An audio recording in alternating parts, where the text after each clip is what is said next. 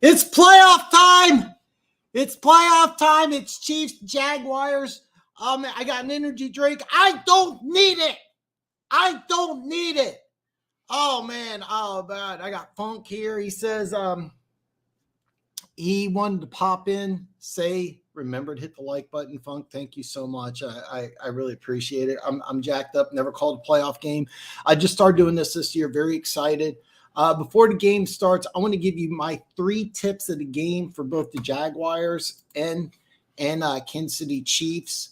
For Jacksonville, tip number 1, it's very important that Jacksonville starts fast. They do not want to get in the hole early. They don't want to get behind. Any underdog, you don't want to get behind. You want to go ahead and start fast. That's very key. Number 2 is they got away from this last time these two teams played because Kansas City got up early, is they need to have success running the football. That's going to be very, very key here. Jacksonville needs to run the football. They need to, I think that they're going to try to shorten this game, limit possessions. And basically the closer this game is, the better it is for Jacksonville because there's no pressure on Jacksonville. There is pressure on the number 1 seed, the Kansas City Chiefs. Number 3 is they got to win the turnover battle. Yes, they lost the turnover battle 5-0 last week against the Chargers and won. This isn't the Chargers. They also won the turnover battle week 10, but still lost. However, they need to win the turnover battle in order to beat the Kansas City Chiefs today. The X factor for Jacksonville is Evan Ingram. He was limited, 3 catches, 14 yards, but the last part of the season when Jacksonville's won 6 straight, he's been very key. So he needs to have a big game in order for Jacksonville to win. Now, my 3 tips for the Kansas City Chiefs is number 1, I think they got to get after Lawrence. I think the Chiefs defensive line has to do everything they can to make him uncomfortable. He sacked him 5 times week 10. He still had a really good game, but you got to get pressure on Lawrence. You don't want him to be comfortable out there. It's a different type of environment. His first road playoff game, make him uncomfortable. Tip number 2 for the Kansas City Chiefs is that I think a wide receiver needs to come up big. Cardavius Toney did last game. He had that famous hop-in touchdown. The Jaguars are really bad about covering tight ends. You know Kelsey's going to get his, but one of the Chiefs wide receivers needs to come up big. The way this game's going to work out is you're going to see a lot of 3 and 4 wide receiver sets from the Kansas City Chiefs. So that's going to be key. That's going to be key. And tip number 3 is the Chiefs have to win on special teams. Ray Agnew's a really, really good return guy. He cannot have a big game. We really need to make sure we win turnover battle. So here we go. We're going to go ahead and kick off. The Chiefs are going to kick off to Jacksonville. So Jacksonville, I said Ray, it was Jamal Agnew, so my apologies there. And we are off and ready. The divisional round of the playoffs is starting, and Jacksonville will receive the ball 1st and 10 on the 25-yard line. And if you're wondering who my X factor for the Chiefs is, it's going to be Jerick McKinnon. 8 touchdown receptions in the last 6 games, a touchdown reception each one of the last 6 games. You're going to see a lot of 3 and 4 wide receiver sets from the Kansas City Chiefs. I think a guy like McKinnon needs to have a big day. So Jacksonville's going to get the ball first. Lining up here, getting ready here. They're going to line up. They're going to use a tight formation, but it is a 3 wide receiver, 1 tight end. Ingram's a tight end. Quick pass here, incomplete. They're attempting to go to Christian Kirk, had 1,000 yards this year. Big free agent acquisition for Jacksonville. One of the things Jacksonville did is they were very aggressive and attacked free agency, and all these guys paid off. Evan Ingram, the last part of the season's played fantastic. Christian Kirk over 1,000 yards. Brandon Sheriff, it was questionable if he's going to play. He is playing. He is out there. He needs to have a big day because the Kansas City Chiefs defensive line is one of the best. So they're going to use the same formation here. It's going to be 3 wide receivers and Evan Ingram. Evan Ingram's in motion. He ends up lined up on the left side. Quick throw out to Etienne on the left here. Etienne gets through the open field, gets a gain of about 7. Nice play by Jacksonville. What they did is they had Ingram and two other receivers out there blocking for ETN. ETN needs to have a big day, both receiving and catching. And it was a very nice play call here. You basically tried to cut Frank Clark and get Ingram in some open space here. So it looks like I thought it was 7. It looks like it's going to be 3rd and a short 4, maybe a long 3 here. So first 3rd down situation. We'll see if Kansas City can get a 3 and out here. Same formation, except they got Agnew in there. Pass, Trevor Lawrence. Oh, nice play by Lawrence. Pump action and incomplete. Frank Clark came in and caused some disruption. Trevor Lawrence ended up spinning out of that, threw the ball, almost picked off. So Jacksonville goes 3 and out on their first possession right there.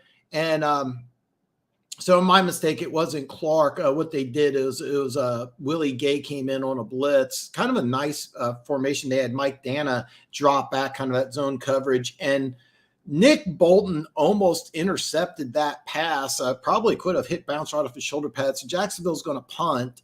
Cardavius Toney is going to return. This is a nice punt all the way back to the 12. Cardavius Toney makes first guy miss, and he's going to be wrapped up at about at the 16-yard line. Got just a small return. So we're going to see Patrick Mahomes now. Patrick Mahomes, my candidate for MVP. Most likely is going to win NFL MVP this year. Just had a fantastic season. So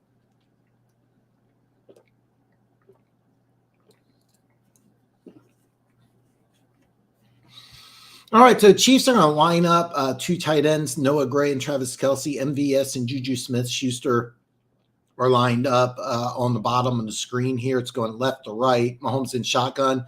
Looks like it's a sprint option. Pitches out to Pacheco late. Gets a first down. So what they did is an old college sprint option. This is a very nice play call, by the way. So they just went out to the left. It looked like Pacheco wasn't reading it right because he just kind of stood there for a second. Really nice play call because what they did is they brought in a blitz. Devin Lloyd just blitzed on the A gap, and then they got Trayvon Walker right in no man's land where it looked like originally he was going to fake him out, but pitched it first down on the 29-yard line. Pacheco stays in there. Justin Watson's going to replace Noah Gray. So 3 wide receivers for the Kansas City Chiefs. Mahomes back to pass. Scrambles around. Travis Kelce at the 30, 35, falls forward to the 36. Very nice gain. It looks like a gain of 7. And Travis Kelce should have a big game. Jacksonville is terrible at covering tight ends. So a big weakness. And you're going to see this, by the way, you're going to see lots of player formations here. We got the rookie Sky Moore. He's coming in. And Noah Gray, another tight end. So they're using a lot of 2 tight end sets, which I was not expecting early on. It's going to be 2nd and 3. Pacheco is next to Mahomes on his left. Sky Moore's in motion. Play action pass here.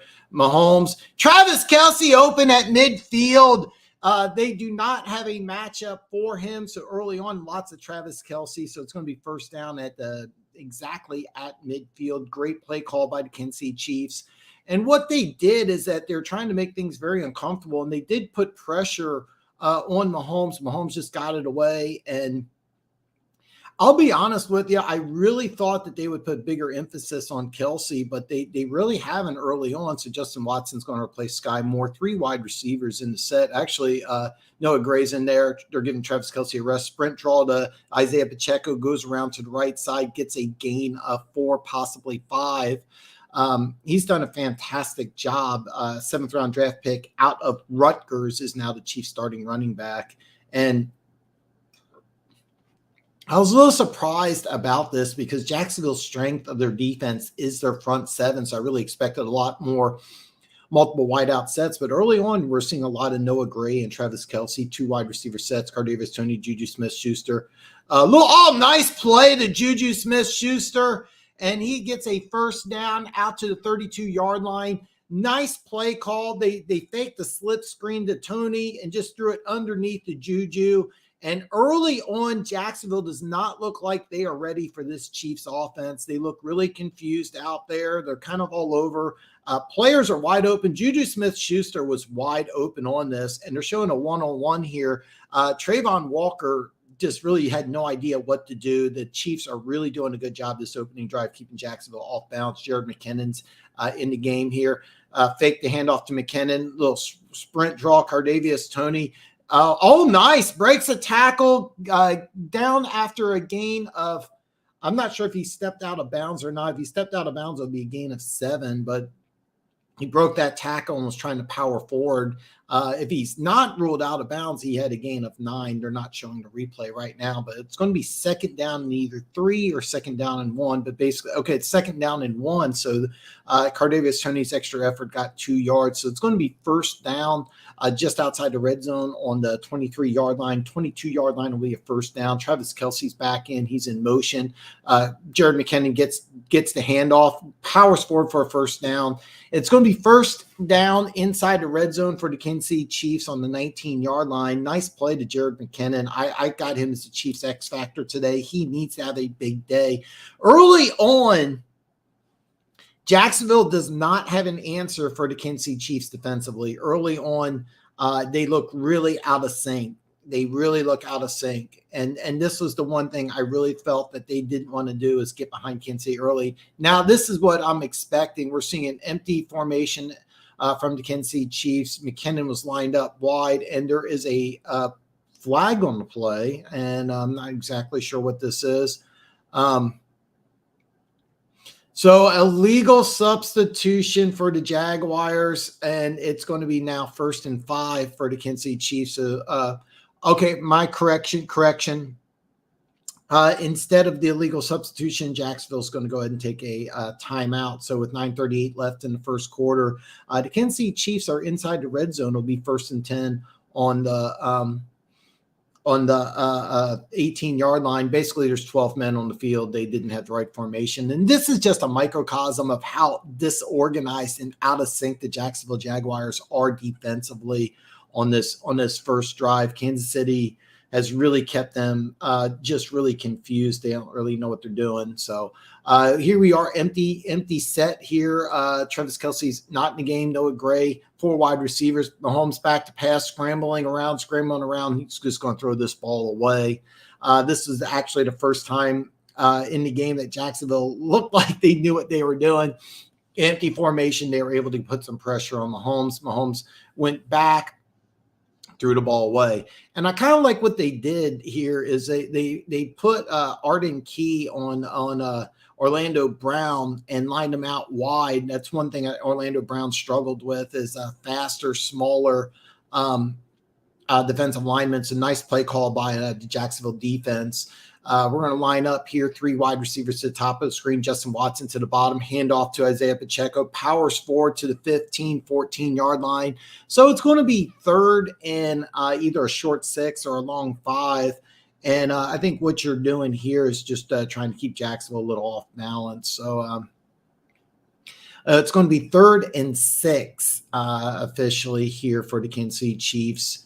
And this is a key 3rd down here. Kansas City really doesn't want to get into a game of field goals here. They really want to put the ball in the end zone. So they're going to line up. Kelce's going to come back at Gerald McKinnon, 3 wide receivers to the top of the screen.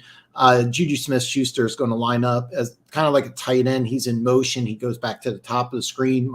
Mahomes takes the snap, shotgun, scrambling around, throws the ball. And Travis Kelce gets it and gets a first down. He was pushed back, but the referee's going to give him the spot of the call. So he caught the ball in front of the first down marker. Andre Cisco went ahead and dragged them backwards. Not going to count. It's going to be 1st and goal on the 8-yard line for the Kansas City Chiefs. Great job here by Patrick Mahomes. Got some pressure. And I don't like this at all from Jacksonville. They're just lining up Andre Cisco one-on-one. Oh, I'm sorry, that's Perkins. Perkins is number 2. Andre Cisco's number 5. So I got the players mixed up. They're putting a strong safety one-on-one on Kelce. That is not going to work, folks. I can tell you that right now. So 1st and goal on the 8-yard line. Mahomes shotgun, back to pass, throws to the end zone. And what they're doing is they're sticking with this. They're just putting strong safety Jenkins, who's a really good player, by the way, but they're just putting Jenkins one-on-one on Kelce. I'm telling you right now, this is not going to work. And if this is Jacksonville's game plan, it's going to be a long day for the Jacksonville defense. But that's what they're doing early on is that they're just covering Kelce one-on-one. And that's a recipe for disaster. So we got 8:02 left in the first quarter. It's going to be second and goal on the the Jacksonville 8-yard line. So the Kansas City Chiefs have scored a touchdown on 69% of the red zone drives, only second in the NFL, only behind the Dallas Cowboys. Matt Holmes under center, takes a snap here, sprints out. Travis Kelce at the 5, touchdown, Kansas City! Chiefs strike first, touchdown, Travis Kelce. I've been saying this, you got to do something different. You can't just put one player. So they did something different here. They put Olajuwon, I'm getting that wrong. Fushi Olajuwon, I'm doing a bad job. Number 23, led the NFL in tackles. So they had him kind of in zone coverage, and basically he just slipped is what happened. He was just right in the middle of the field. The ball went to Kelce, and he just slipped. It was just for a second, but that's all you needed. So we're here for the extra point. This is kind of key. Chiefs have been, and this is going to be up and good. So early on, Kansas City 7, Jacksonville nothing. 7:56 left in the first quarter. So I'm going to go to comments here. I'm going to try to get everybody's comments on here that I can. So here's what we do. Jamal Agnew, yes, he really is. He's a guy that Kansas City really needs to keep under wraps. Special teams is a big deal. Kansas City's missed some kicks, and they've had some problems returning punts, and that was kind of the reason they traded for Cardavius Toney. But this has been a down year for Chiefs special teams, so it's good, and it's a very good thing here. Hey, just ran across. Hey, James, man, I'm glad you're here, brother. Thank you so much for popping in. One Pride, I'm doing some MAA training. Dude, that's badass. Dude, if you end up putting any clips of that on social media, send it to me. I took a couple of years at Krav Maga. I love Krav Maga. So I definitely think that I'm really pro any kind of training. Not only is it good just in case you get in that situation. Don't pick fights, man. One Pride, please don't pick fights. But I recommend Krav Maga, MMA for every man out there. I think that's a good thing. And if you have any clips, please send them to me. What do you think about Miracle Hardman signing with the Linings? Miracle Hardman's going to be a free agent. And he'd be an excellent signing. He's a good kick punt returner. He's a former running back. That's actually funny. Miracle Hardman was a 5-star running back, went to Georgia, and then Georgia ended up signing a guy by the name of DeAndre Swift, and they told Miracle Hardman, hey, listen, you're not going to win the starting running back job. Do you want to play wide receiver? And he went ahead and kind of embraced that. So thanks to DeAndre Swift, Miracle Hardman switched positions, and it's for the best. But him reuniting with DeAndre Swift makes a lot of sense. He's going to be a free agent. He's not playing today. He's inactive. And the best part is you could probably get Miracle Hardman relatively cheap, and he would be a big addition to this offense. The thing is about Miracle Hardman is the Chiefs were always hoping that he would end up being more like Tyreek Hill, and he's not. He's that stereotypical former running back turned wide receiver, doesn't run great routes, doesn't have great hands, but he has 4.33 speed and home run ability. And he's had a couple times in his career where he is really explosive and he does some really great stuff. So Miracle Hardman would be a great signing with the Lions. And I think you get him on a 1-year deal really cheap. I say cheap, like a 1 year, $2 or $2.5 million deal, kind of a prove it deal. And I really could see that happening.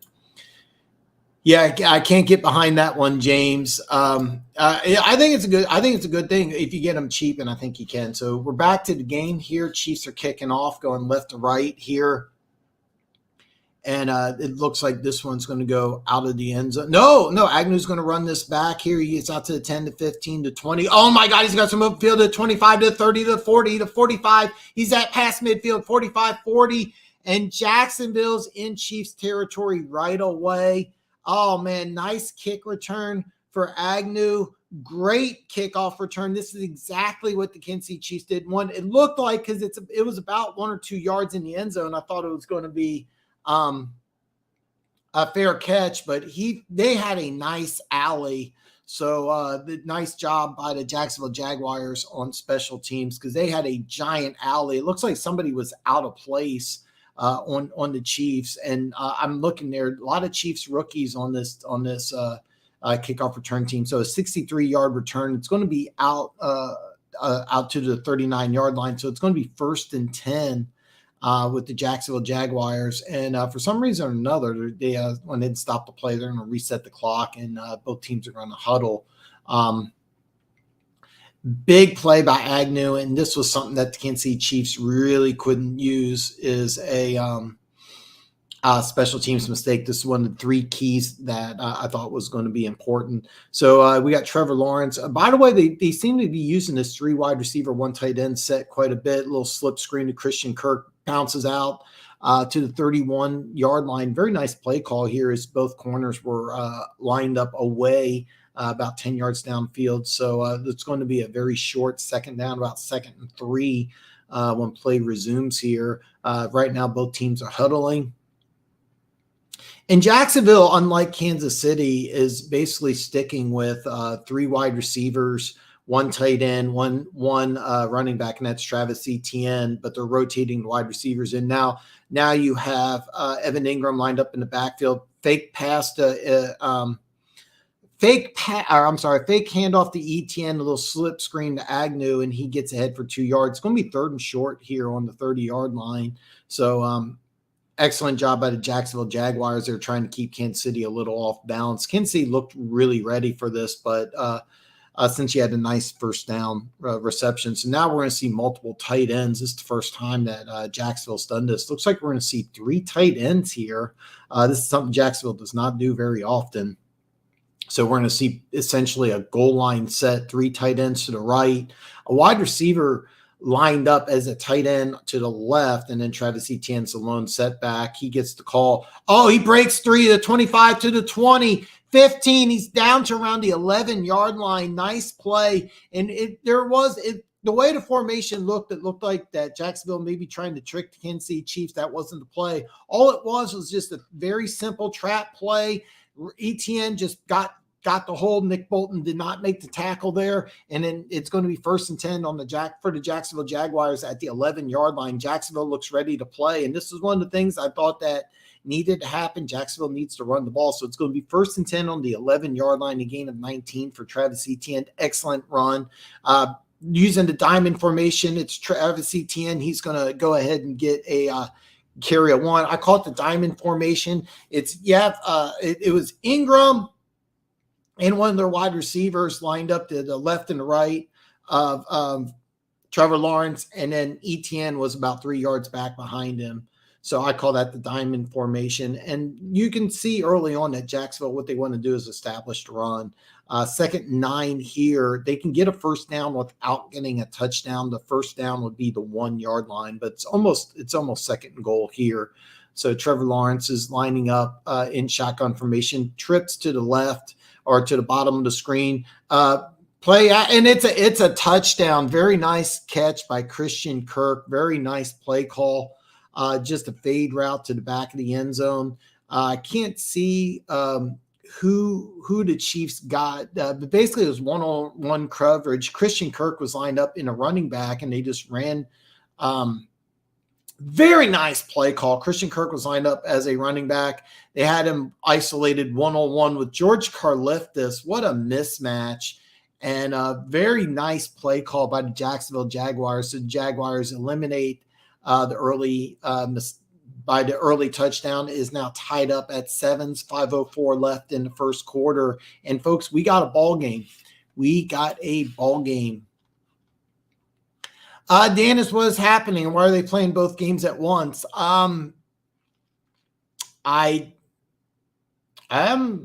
I didn't know they were playing both games at once.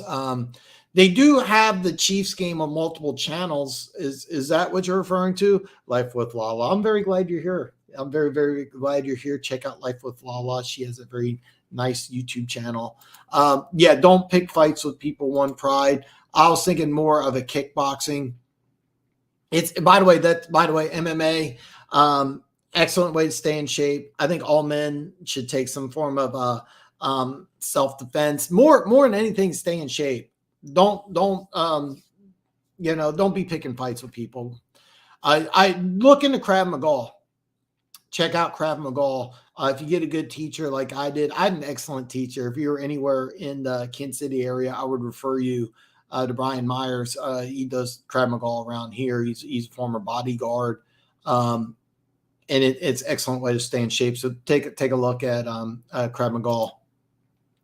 I knew that was one of the keys I had to the game here. I had the Chiefs' 3 keys was to win on special teams and to contain Agnew. And what do? They don't listen to me right away. So Denver Gators in the house, dude. Big. They listen. Jacksonville's making this interesting.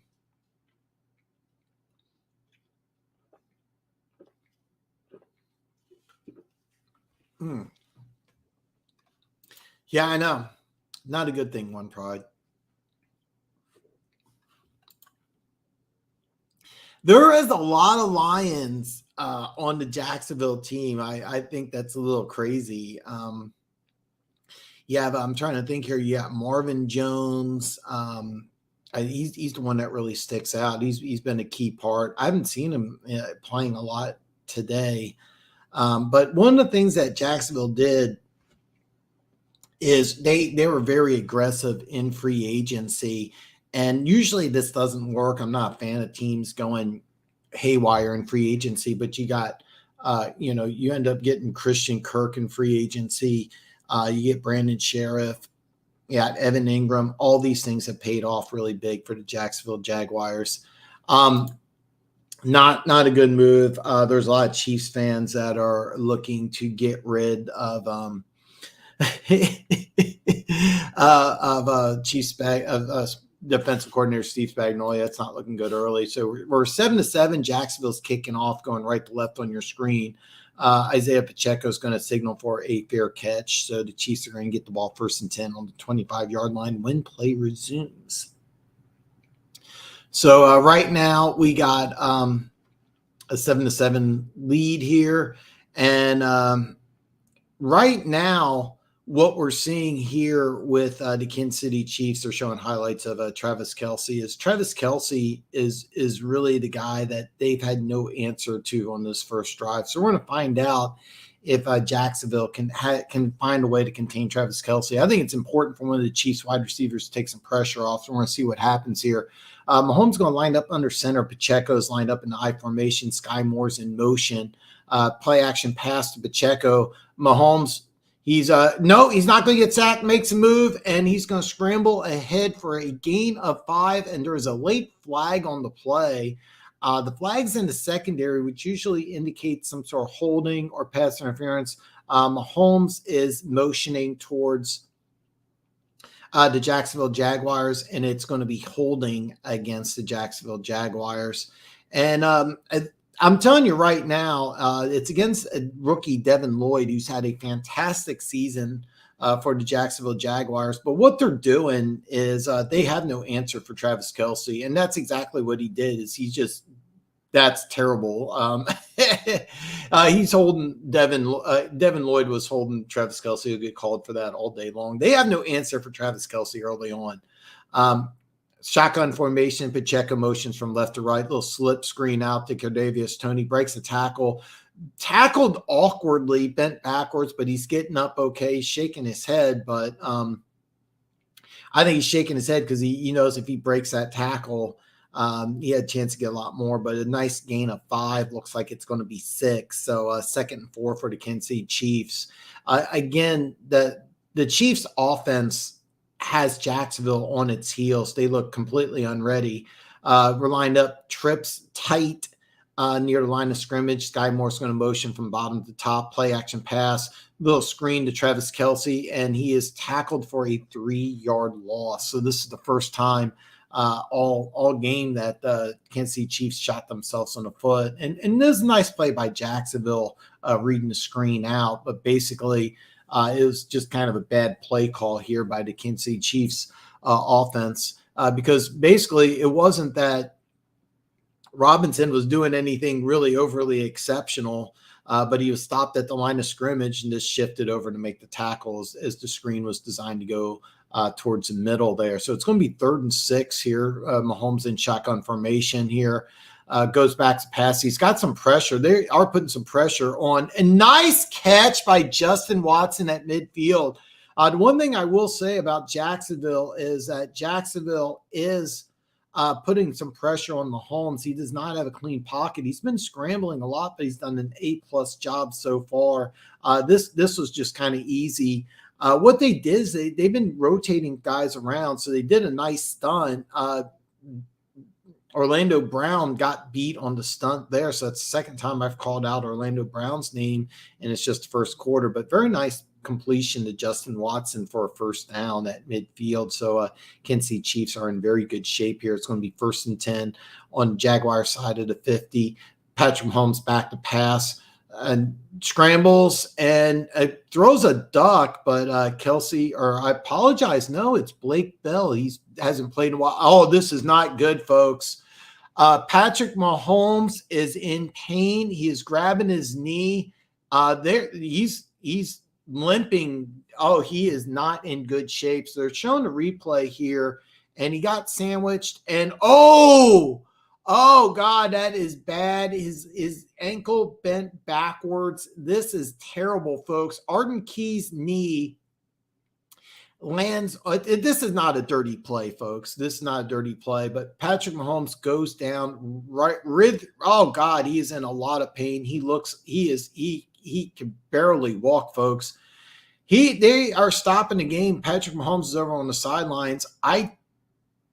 Chad Henne's getting warmed up, folks, and Kansas City Chiefs called a timeout here because Patrick Mahomes may have to leave the game. This is the worst possible situation for the Kansas City Chiefs here. You could not get any better here. And Patrick Mahomes is now on the sidelines, and he is on the bench. He is hopping, he's going back out to the field. He is hopping, and they're showing Chiefs fans clapping, but I think that he's not going to stay on the field long. He could barely walk, folks. He's going to gut this out, but this is not a good thing, folks. Patrick Mahomes is going to line up directly under center here. It's going to be 2nd and 6 at the 45-yard line. Isaiah Pacheco, it's going to be Jared McKinnon, I formation. He's going to power forward for a gain of 3 or 4 here. It looks like a gain of 4. And Patrick Mahomes is trying to shake this off, but he's not. I don't think he's going to finish the game, folks. Patrick Mahomes could barely do the handoff here. He was hopping on one foot. He's going to try and tough this out, but he cannot put any pressure on his right foot whatsoever. He's trying to tough it out here, folks. It's 3rd and 2, but I think we're going to see Chad Henne come in very soon here. Shotgun formation, 3rd and 2. It's going to be a handoff to Jerick McKinnon, and he's going to power forward near a first down. It's going to be very interesting to see where they motion this. Are very, very interested to see where they spot this at. It looks like they are going to spot it right at the 39-yard line, and they are signaling first down. So it's going to be a 1st and 10.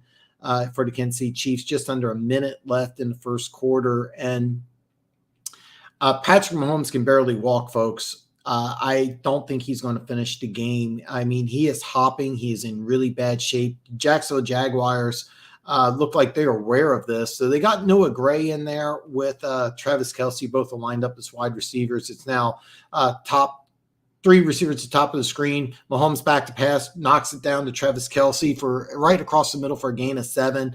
It looked like Mahomes wanted to scramble, and he could not. And he is limping off the sidelines, and we're going to be at the end of the first quarter. I'm telling you right now, folks, I don't think we're going to see too much more Patrick Mahomes. I think his day could be done, and I think it could be done really, really quickly. Agnew was a former Lion. Could you imagine the Jags? Yeah, and what it is that Trayvon Walker was a better athlete, but I thought Hutchinson was the better football player. And I think as time goes on, you'll see Hutchinson probably double or triple the amount of sacks. Now, Trayvon Walker is a better athlete. He's going to be better against the run. Than a guy like Hutchinson. But the Jaguars I thought should have drafted Hutchinson, but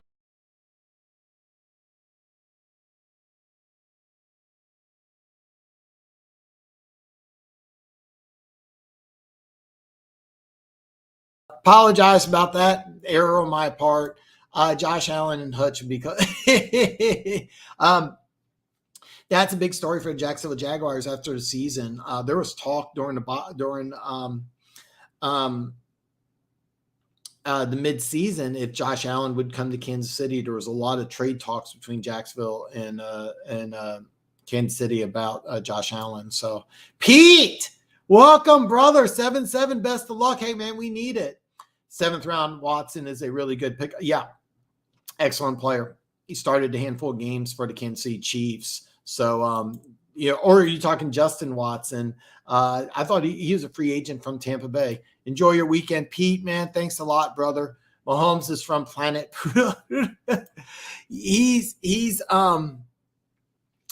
I don't think he's going to make it, folks. I think that this is a season-ending type of thing. I think he has something broken. That injury looks bad. It looks like I think his ankle is broken. Just from that picture, I had a similar type of injury. That does not look good, folks. I don't think we're going to see Patrick Mahomes anymore. But he's given it a go. Hopefully, I'm wrong about this. But my initial reaction is that I think something broke. I mean, the ankle just bent so awkwardly. I don't see a way that he can continue. He can barely walk. It could be a strain. It could be a sprain of some sort. It looks really, really, really, really bad. But we're going to find out here.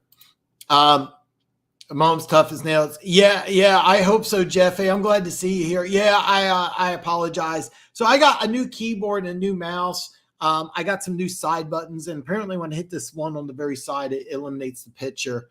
So that's what the key is. So that's yeah. And like I said, no, Patrick Mahomes is toughing it out.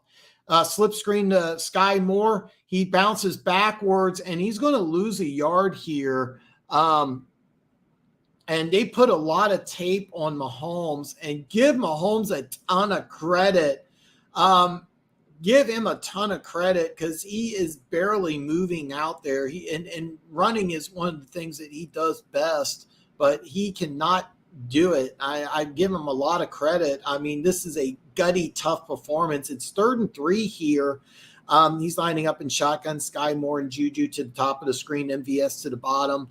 Travis Kelce's lined up to the left side. Looks like he's ready to block here. Jordan McKinnon is back there as well. Mahomes back to pass here. He is hopping on one leg. It looks like I don't know if this is a fumble or an incompletion. There looks like they're in a rule in an incompletion. Mahomes wanted to run and just couldn't. Basically, under normal circumstances, he would just run. The ball just slipped right out of his hands. And by the way, they may look at this, but no. The ball, he was going like this, and he looked like he was trying to pump. It would be the tuck rule, if you will, all over again. So they're saying it's a 50-yard field goal. I don't think it's 50, but okay, I guess it is a 50-yard field goal. It looked like Chiefs are in better field position. That Butker's kick is up and away. It looks straight long enough, and it is good. Folks, it's 10-7 with 14:09 left in the second quarter. The Kansas City Chiefs are winning, and Mahomes is on one foot. If Mahomes was healthy, he was scrambled for a first down very easily. With that injury, I'm not sure he's going to continue playing, folks. I really don't. So Funk is alluding to the fact that he believes, and it's a bad rumor, that I like the nose candy, but yeah. So it's a new mouse. I actually did get a new mouse pad, but I'm not using it. But yeah, I got some new goodies. It's kind of cool. My keyboard actually changes lights and lights up. It's kind of cool. I can do some different things with it. It's kind of neat. One Pride says hopefully sign an Achilles. Years ago, I broke a bone in my foot playing football, and I kept on playing for about I don't know, another 20, 30 minutes. And then it just got really bad. And it just kept getting worse and worse. And I had to go to the hospital. And it was kind of bad because it was like my family doctor. And I overheard him looking at the x-ray. He goes, I don't even know what bone that is. And I was like, oh, great. So I had to be in a walking boot for, I don't know. I think it was like 6 weeks or something. But again, comparing me to a professional athlete is like, night and day. But the ankle injury looked really bad, folks. His right ankle, I believe it was right ankle, just basically it was almost at a 45-degree angle, something like this. It was just really bad. It looks like something could be broken, ruptured. He cannot put any pressure on that foot at all. It's just really, really, really bad. By the way, my heater just went on, just for you guys. If it is annoying, the vent is relatively close by. If it's bad, if you guys can hear it, I will shut off the heat. I don't have a problem doing that, but it is about 30. So I was in a motorcycle accident. I had my left foot shattered in hundreds of pieces. Doctors told me I'd never run again. I do run, but I'm limited. I something like rock climbing where my foot bends, I can't do that. But anything on a flat surface, I can do. So we're back to the game here, folks. We're going to kick off here. Hopefully, Chiefs Special Teams does better. We're going right to left here. This one's going to go almost out of the end zone here. It's going to be a touchback. So 1st and 10 on the 25. And Mahomes has a jacket on. And this is very interesting, showing a highlight of that third down play. So what they did is here, by the way, they're showing this because if Mahomes was healthy, he would just ran for a first down. But he can barely move. And this was a big missed opportunity because 99% of the time, Patrick Mahomes just steps right forward in the pocket, gets first down. It was only 3rd and 3. So we're going to see Jacksonville 1st and 10. Trevor Lawrence back to pass, drops off the ETN in the flat. ETN makes a nice cut, really nice cut, dives forward. I can't tell if it's going to be 2nd and 1 or if he got the first down. They're showing Patrick Mahomes on the sideline. Andy Reid's going over to him. Patrick Mahomes just shaking his head no. I think what it is that they're trying to convince. I think they're trying to convince him that maybe he can't play, and looks like Mahomes is going to tough it out. So it's just short. Great play call, by the way, and great run by technically I think it's a pass. It's going to be 2nd 1. Trevor Lawrence quarterback sneak gets the first down. Nice play call by Jacksonville using Trevor Lawrence's legs. Trevor Lawrence, really, really good young quarterback in this league, and his running ability is really underrated. Nice job of Trevor Lawrence just powering forward for a couple yards. So it's going to be 1st and 10 here for the Jacksonville Jaguars. Trevor Lawrence lined up under center. The biggest difference between Jacksonville and Kansas City is that Jacksonville is lining up with the Jamarcus Hasty at 45-40. Oh my God, what a big run. Backup running back Jermichael Hasty, 4th-year player out of Baylor, just squirted through for a big gain into Kansas City Chiefs territory. It's a gain of 25. And this was just very simple, just a sprint right, just went right around the right end, cut back at around midfield, got an extra 10 yards. Very nice run.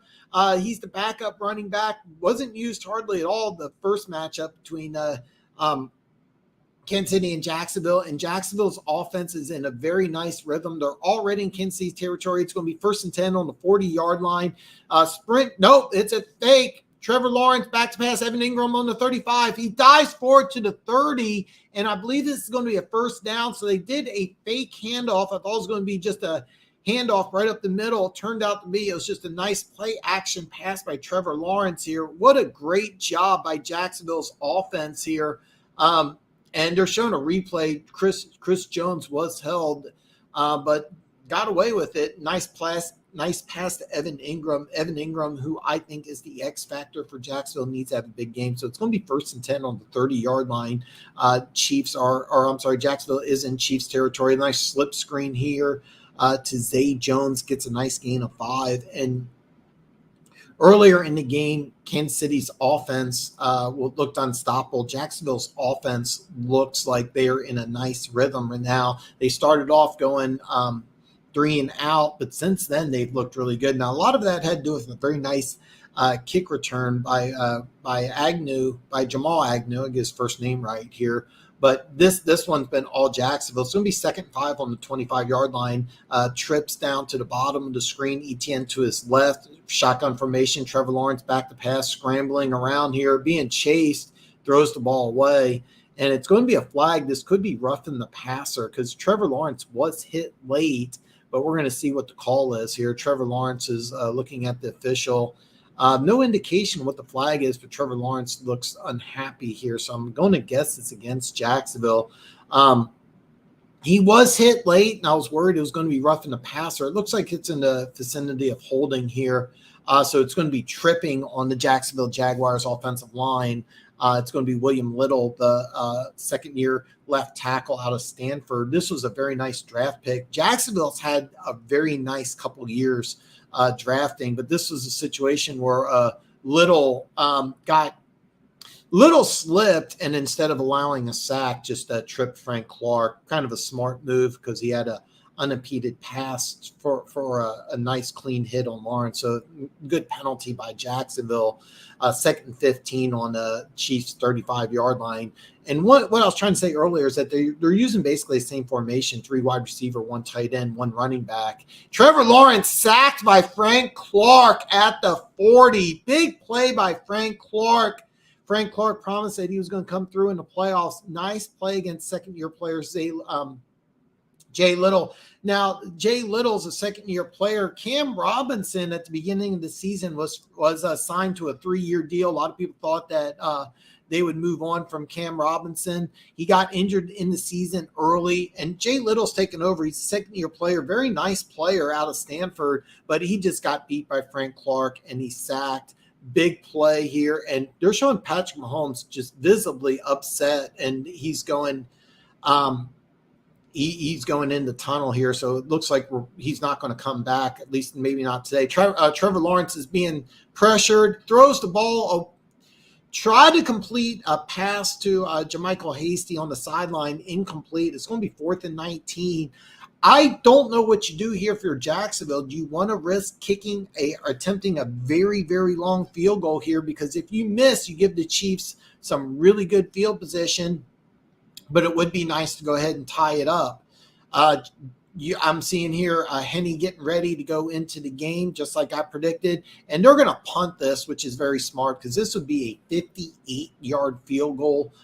So what they're going to do is try to pin the Chiefs down inside. I'm not sure they do this if they know Mahomes is going to come back, but because you got to back up in there. And what a great job by the Jacksonville special teams getting the ball on the 1-yard line.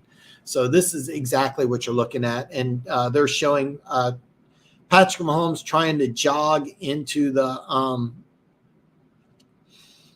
Chiefs tunnel. This injury looks really bad, folks. I think this is really going to be the end of Patrick Mahomes' season, unfortunately. We're going to see Chad Henne start when play resumes. It looks like the Chiefs are going to have the ball on the 1-yard line. So the way he fell, I don't think it's the Achilles. Plus, trust me, the Achilles, if it was an Achilles injury, he would not be walking. I think this is actually a broken ankle. I think he has a broken ankle. This is not a good thing. This is not a good thing. I think his ankle's broken. I think his season's over. I really do. I think he means good point here, bro. Yeah. Frank Clark had some really good plays. He's been getting a lot of criticism here in Kansas City, but Frank Clark had a really, really, really good series. He forced a tripping penalty, sacked quarterback, and put some pressure on Trevor Lawrence for a really, really bad throw. And by the way, if they make that completion, they do try it because it was about a 10-yard pass. So if they didn't get pressure on Trevor Lawrence, I guarantee you they would have done something different. I think that the sequence of plays, the last two plays in particular, I think were designed by saying, hey, you know what, since Mahomes isn't 100%, we're just going to go ahead and not try to be aggressive here and try to score. I think the play was to go ahead and try to get the Chiefs inside the 5, which is exactly what they did. What you're seeing here, I think you're going to see Jacksonville's game plan completely change for the rest of the game. I think that what you're going to see is Jacksonville now just do what they really wanted to do and play very conservative on offense. I think you're going to see them try to run the ball, try to limit possessions. And, this is the reason why the Chiefs have kept Chad Henne in Kansas City for so long. He's a veteran quarterback, former starter. They don't need to change too much on offense, believe it or not. They're going to run the same offense. It's just not going to be quite as explosive. So your best defensive player is Jones. Yes, Chris Jones is easily the Chiefs' best defensive player. It's not even close. Frank Clark had a great series, and Frank Clark got signed to a lot of money when he signed as a free agent in 2019, helped the Chiefs win a Super Bowl. And, it looks like it's a clear day. It was kind of, I'm going to use the word spitting earlier. It's kind of a rain snow mix here. So we're back to play here. It's going to be 1st and 10 on the one. Looks like actually the 1.5, 2 yard line. Henne's in shotgun formation, throws, drops it off to Kelsey right over the middle. Like I said before, we're not going to see too many things different in this offense. It's just not going to be quite as explosive. Probably not going to see as much ad-libbing. You're probably going to see a lot of 1-2 check down with Chad Henne in the game here. This is a nice play because the one thing Jacksonville is not able to do is drop Travis Kelsey. So what they did, they put Travis Kelsey in there, run 5 yards, turn around, center of the field, boom. It's now 2nd and 4.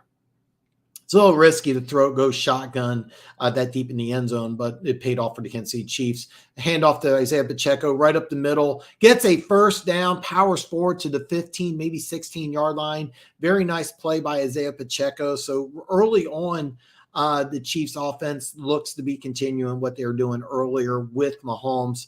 This is a very nice play call. What they did is they motioned Cardavius Toney from bottom to the top of the screen. Little sprint jaw. Isaiah Pacheco just powered right through there and broke a tackle, was able to power forward for an additional 4 or 5 yards. So very nice opening 2 plays of this drive. So it's 1st and 10 going right to left on your TV screen on the 16. Handoff to Pacheco. Breaks a tackle, gets forward. Looks like a gain of 7.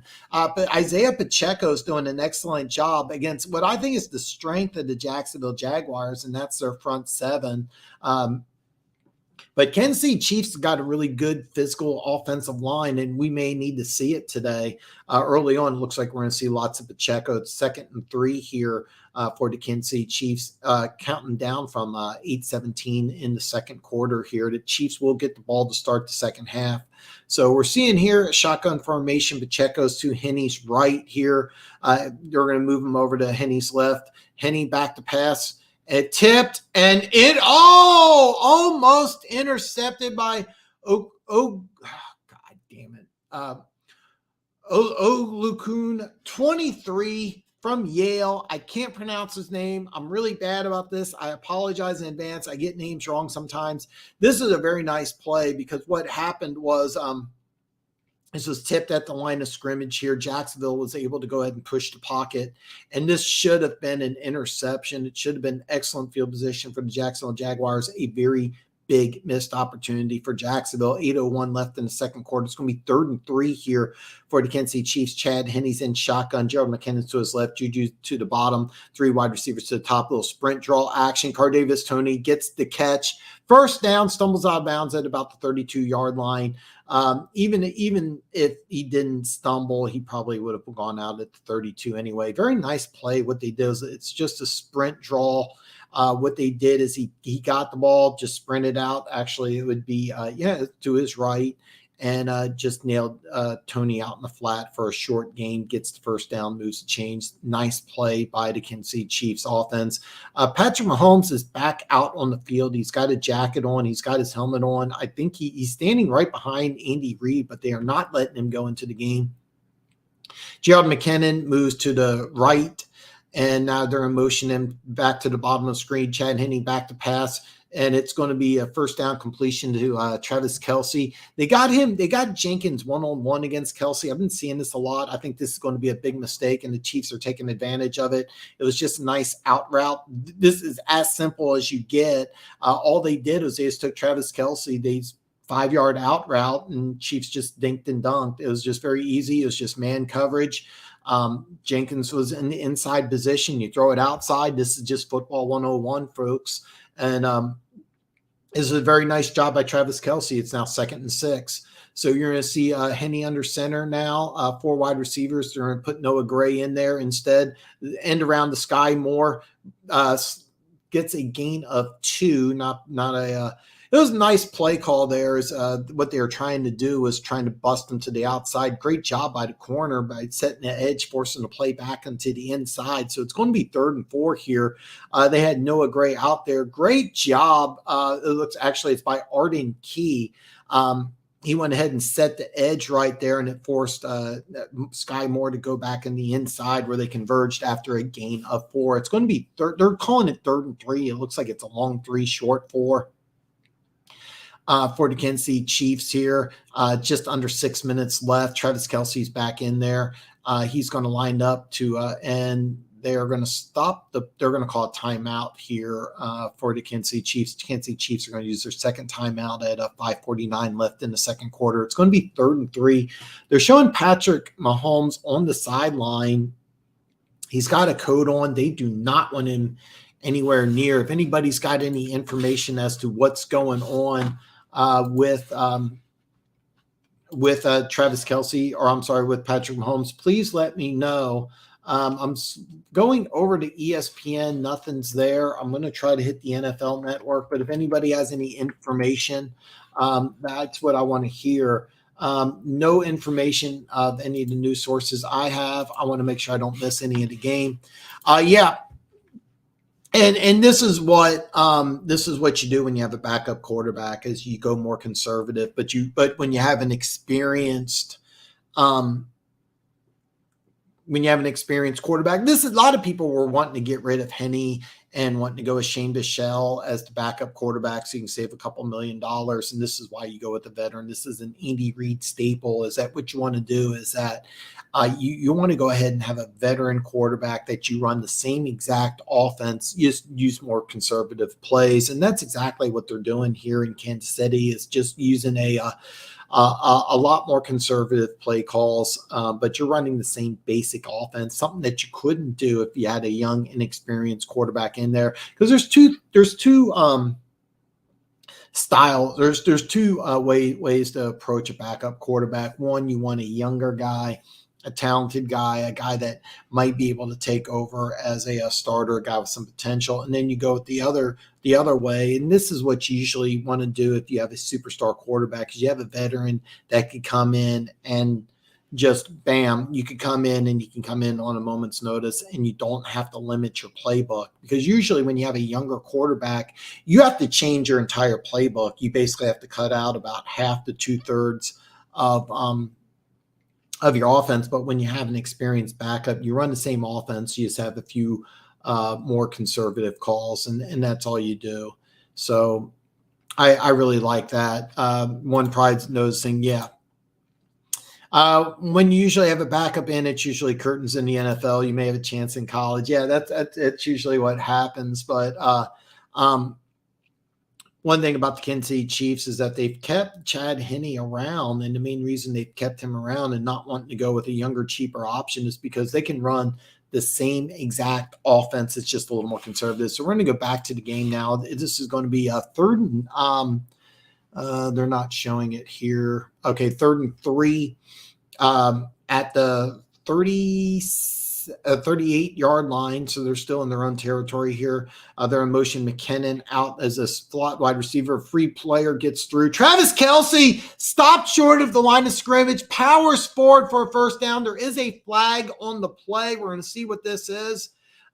Basically, Arden Key came through unblocked. Very nice play by Chad Henne. Personal foul. Roughing the passer on Jacksonville. I mentioned before, Arden Key got in free of charge. I'm sorry, I said it was Art. Well, okay, so it was Arden Key. They put somebody else's name up there. So what happened was Arden Key came in unblocked, put his head down right underneath. Ooh, oh, God, this is a vicious hit. Okay, full speed, it didn't look as bad, but what happened is the helmet went right underneath the jaw. If you ever done boxing before, you know that this is what you want to hit when you want to knock somebody out. You want to hit somebody right there.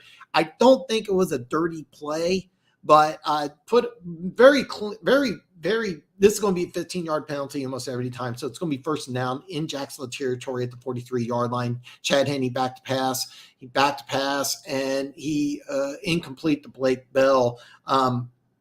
Unlike Mahomes, he wants to scramble around. What Henne does is stay inside the pocket, and it looks like he's trying to convince the coaches to go back. Okay, they're showing this is actually an old clip that they're showing. Mahomes visibly frustrated. They're showing the clip before they made him go out, but he's back. He's listed questionable with an ankle injury. I don't think he can go back in because he can barely move. Now, the thing is, because he's listed as questionable, it looks like my original was that he had a broken ankle. I don't think that's Isaiah Pacheco bounces the outside. He says 30 and 25 to 20, 15, 10, 5. Dives at the 2-yard line. What a great play, Isaiah Pacheco. He's going to be down at the 3-yard line. Big time play, Isaiah Pacheco. This is a great play call. Sprint draw, hits the line of scrimmage, bounces outside because it looks like he ran right into Trey Smith. He ran into the back of Trey Smith. Trey Smith, maybe the strongest player on the Chiefs roster, got stoned on that play. And instead of just going down, just bounce to the outside, put his head down, use that 4.37 speed, bounce to the outside. It's first and goal on actually, it looks like the 4-yard line. So it's going to be first and goal on the 4-yard line. Hand off to Isaiah Pacheco, bounces to the outside. He's going to be down at Actually, what happened was it looked like the play was designed to go to the right. He bounced to the left, went outside Orlando Brown, and got to the 1-yard line. This is an 11-play, 97-yard drive going on 6 minutes, and this is exactly what you want to do when you have a backup quarterback is you want to control the ball, limit possessions, and what a great job by Chad Henne coming in there just right off the bench and leading a very long drive. It's going to be second and goal on the 1-yard line. This is going to be, I'm a little confused about this empty formation here. They're motion Jared McKinnon. Oh my God, what a great play call. Touchdown, Kansas City. Oh my God, this was a genius play call. Quintessential Andy Reid. Here's what they did. Empty formation. They had Jared McKinnon to the bottom of the screen. They motioned him to the top of the screen. And then what they did is they had MVS run a rub route, and Travis Kelce slips into the outside for a very easy touchdown.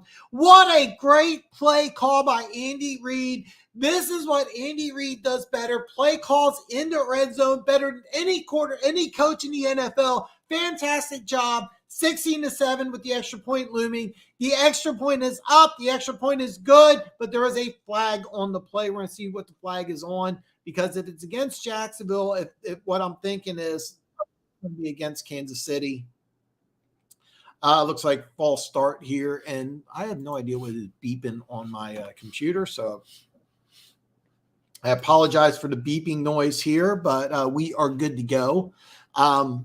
Looks like is false start on Kansas City. We're going to back this up 5 yards, and they're going to show this again here. Okay, yeah. Yeah, one of the Chiefs' offensive linemen flinched. They're going to move it back 5 yards and force Butker to kick again. He's not been automatic on extra points this year, so but he does get this one. So Kansas City Chiefs 17, Jacksonville 7, 3:54 left in the first half. What a great job by Chad Henne coming right off the bench and getting the job done. What a great drive for the Kansas City Chiefs. Oh man, this was so big. Mahomes is questionable. So I thought the way the injury looked, it looked like a broken ankle. More than likely, this is a very bad sprain. If you ever had a sprained ankle where your ankle actually swells up, you know you can barely walk. It's exceptionally painful. It's really hard to move around. So it's just difficult to do. If you ever had one of these, it's really hard. I thought it was broken because it looked like it almost bent at a 45-degree angle. This is a very bad sprain. I think that what you're going to see is they're going to. Even though he's staying out on the field, I think at halftime they're going to try to ice it down. If they're able to remove swelling, then they'll try to go ahead and do that. Then they're going to retape it and see if he can go. It wouldn't surprise me if Henne starts the second half, and then we may see Mahomes again. So we'll have to see. Yeah. And by the way, Chad Henne's an excellent quarterback. He really is. The Chiefs can win a game or two with Henne, but he's not really what you want as a long-term solution. This is why you want to have a veteran quarterback on the roster. Now, the other school of thought is that you want a young, talented guy. Take a look at what San Francisco did with Brock Purdy. You get somebody like Brock Purdy, and you may have some upside. So you're not getting that with Chad Henne. You're not getting any upside, but you also have a guy that can run the full Andy Reid offense. And that's very big because Chiefs have the most complex offense in the NFL. Yeah, I hope he can handle 30. Yeah, he might need to. Early on, he's looked fantastic. He had a great game. Week 10, he had 16 carries for 85 yards. His longest carry was only 13 yards, but he was consistently able to get 4 and 5 yards a pop, and that's very key. One of the things that's really underrated about the Kansas City Chiefs is that they have a very big physical offensive line, but because the Chiefs are such a pass-happy team, it really gets overlooked. But they can really do a good job running the ball. And they did this drive, but that big play by Isaiah Pacheco, that was all him.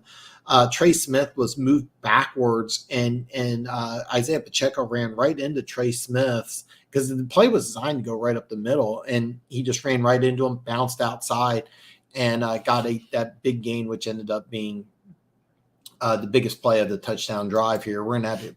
We're back to the game. We're going to kick off, and this is going to go out of the end zone. So Jacksonville's going to get the ball in the 25-yard line. There's 3:54 left in the first half. Now, the Kansas City Chiefs do get the ball to start the second half. It's going to be very interesting to see if Mahomes is going to go ahead and try and make a comeback or not. Luckily, it's a sprained ankle, not a broken ankle. A broken ankle would be relatively easy, I believe, for a top-notch medical staff to find. So I'm going to go under the impression that it's just sprained and not broken. So it's 1st and 10 going left to right here. Trevor Lawrence in shotgun formation, ETN motions from the bottom to the top. Little sprint action draw. We've seen Kansas City do the same play earlier. Pitch out to Lawrence for a gain of 5. And what you want to do if you're the Kansas City Chiefs, by the way, give a lot of credit to Patrick Mahomes. He's got the notepad on the sideline. He's going to work with Henne to try to make sure that they can get to advance to the AFC Championship game. And we may have to see Henne from here on out. So, but kudos to Patrick Mahomes not sulking, unlike some quarterbacks on the East Coast. Lamar Jackson, who didn't want to show up to help his team out during the playoffs. You got Patrick Mahomes helping out. So it's going to be 2nd and 4 here. Trevor Lawrence under center, hands off to Trevor Lawrence, powers forward for a first down. This was just a sprint draw to the left side. Good job by the Jacksonville Jaguars as they're able to run the ball successfully. And it looks like what you want to do here if you're Doug Peterson and Jacksonville Jaguars is you don't want to give the ball back to Kansas City. And normally what you say is, hey, you got backup quarterback, you want to keep them on the ropes. That's not necessarily the case here. I think that what you're seeing is with Doug Peterson, he wants to make sure that he eats enough of the clock that they don't want to give Kansas City the ball back. They just want to try to get this back into a one-possession game going into the second half. Trevor Lawrence under center here, fakes a handoff to Travis Etienne. He wants to go deep. He does go deep. He's got Christian Kirk open, and it's incomplete. He couldn't hold on to the ball. This would have been, it looks like he had, what a great play call. I'm sitting here telling you that they want to eat up the clock. That's not true at all. They had me fooled. This is a very nice play call, very nice route. and they had Christian Kirk open deep. He should have had it. There's no reason he shouldn't have caught this. This was potentially a touchdown, folks, because he had Juan Thornhill and Byron Cook both beat deep, and it hit him right in the hands. You couldn't throw it any better. He keeps his footing and catches the ball. It's potentially a touchdown. Instead, it's 2nd and 10. Sprint draw to Travis Etienne right up the middle for a gain of 3. So we're going to go down to the 2-minute warning here. And I thought Jacksonville was going to be a little more conservative. They took a shot deep. They had it open. That should have been a touchdown. The Kansas City Chiefs dodged a bullet as we go to the 2-minute warning.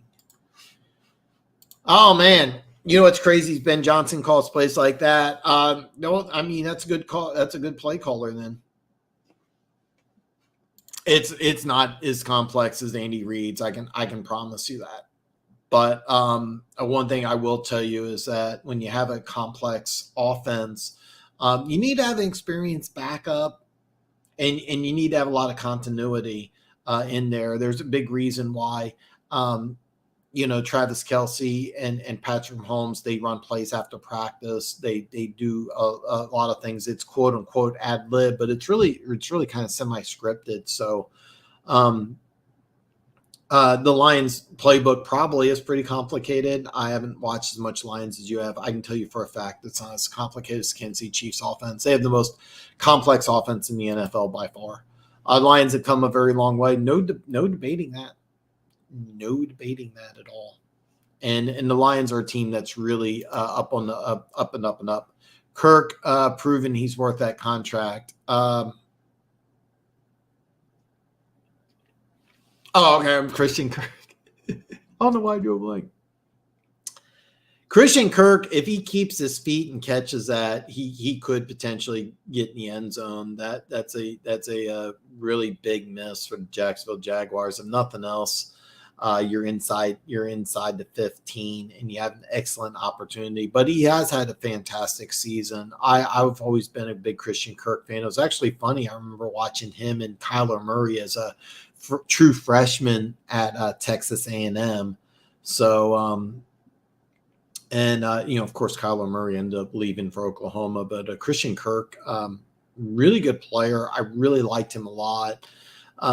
Really gotten kind of the doghouse in Arizona, and then thanks to injuries, he ended up kind of having a good final season with Arizona, and then it launched into a big contract with the Jacksonville Jaguars. Signed a 4-year, I think it was like 85 or 88 million for the Jacksonville Jaguars. I remember thinking, I thought they overpaid, but if he pans out, and so far he has, he's been Jacksonville Jaguars' #1 receiver, 1,000 yards, but he really big drop right there. Yeah, I drew a blank. So we're back now to the game. This is a very key 3rd down. It's going to be 3rd and 6 for the Jacksonville Jaguars. Last thing they want to do is give Kansas City the ball back with less than 2 minutes. Even without Mahomes, it looks like they could still be dangerous here. It looks like it's going to be Jermichael Hasty's in there, replacing Travis Etienne. Shotgun snap, and looks like a pass right over the middle. Christian Kirk there on cue, catches the ball in enemy territory. It'll be on the Chiefs' 45-yard line, as Jacksonville now going to go to no huddles. They're going to try to press things a little bit here. Very nice job by Christian Kirk. Just runs what's standard dig route, just basically a 10-yard in route. 1st and 10, about 1:30 left in the game here. Trevor Lawrence back to pass. Christian Kirk is going to catch the ball, go out of bounds at the 39-yard line. A gain of 6 here. Very nice play call, as the play clock will stop at 1:30 left in the first half. Kansas City is up 17-7. If you're tuning in late, Patrick Mahomes has a very bad sprained ankle. He has been replaced by Chad Henne.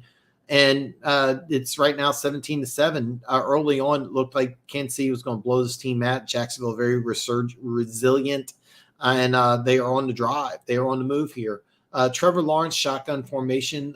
Looks like we're going to stick with Jermichael Hasty here for the last couple plays here. Trevor Lawrence back to pass. A little nice play to Jermichael Hasty. He's going to be tackled out of bounds at 31-yard line.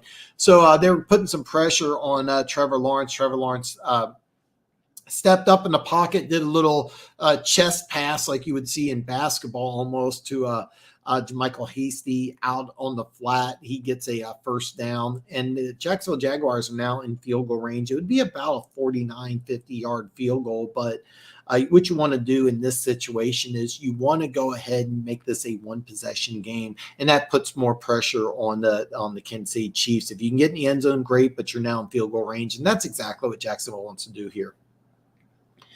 Shotgun snap, handoff right up the middle to Jermichael Hasty. He gets a gain of 3. It looks like they're trying to catch the Chiefs off guard. But also what they want to do here is eat up a little bit of the clock here. They want to make sure that if they do kick a field goal, they don't want to give Kansas City a lot of time. Kansas City only has 1 timeout left. Looks like they're going to hurry up here to the line of scrimmage here.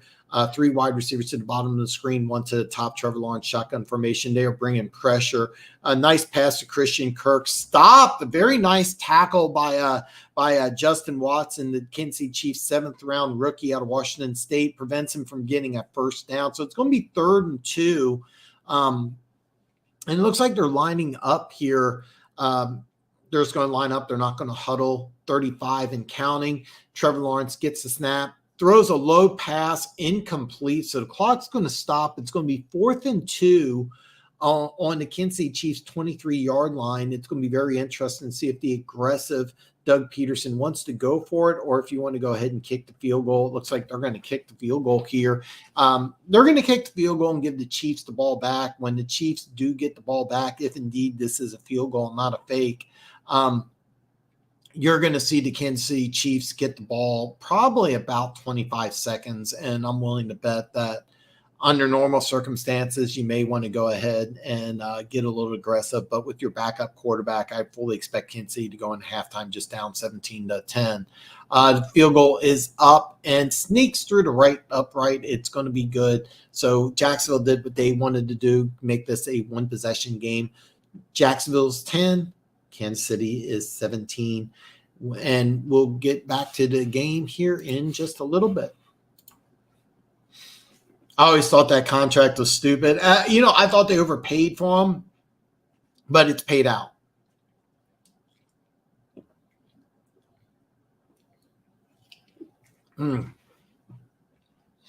By the way, folks, these C4 energy drinks are amazing. I do the sugar-free ones. I signed up. I've been doing this Starburst strawberry for a long time, but Amazon's got a deal in Skittles flavored. It's also sugar-free. I only do sugar-free drinks. It's hard work looking this good. He's proven his worth, unlike Trey Flowers. I remember I loved the Trey Flowers signing. I thought that was a brilliant signing at the time, and I liked what they were doing, building a multifaceted 3-4 defense, but that team had that front seven had no speed at all. And oh God, I remember it was so frustrating. It was so frustrating because it looked like they had some talent. Just it was probably the slowest front seven I've seen in like the last 20, 25 years. And good job to the Detroit Lions for kind of fixing that situation. So yeah. Folks, we have a good game here. I don't have any information as to whether we're going to see Patrick Mahomes again. My guess is that he is done for the day. That injury looked brutal. I thought it was a break. It looks like it's just a sprain, but I don't think we're going to see Patrick Mahomes for the rest of the day. Kansas City will get the ball to start the second half.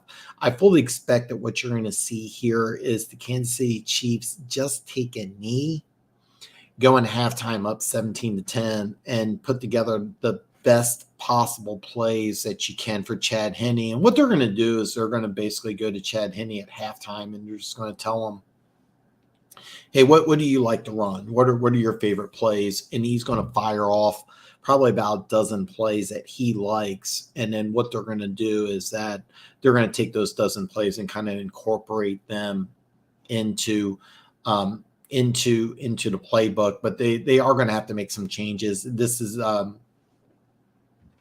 going to be a big adjustment for Andy Reid and the coaching staff to see what they can do. I think early on what they did is put a heavy dose of rookie Isaiah Pacheco. That's a lot for a 7th-round rookie to put on his shoulders, but that first drive looks like he came through and did that. Will be interesting to see. He's going to call for a fair catch here, and it's going to be 1st and 10 on the Kansas City Chiefs 25-yard line. I fully expect that what you're going to see here is just Kansas City just take a knee here and go into half. That's kind of what I expect. We're going to find out if Kansas City wants to get aggressive here or not. I don't think that they will.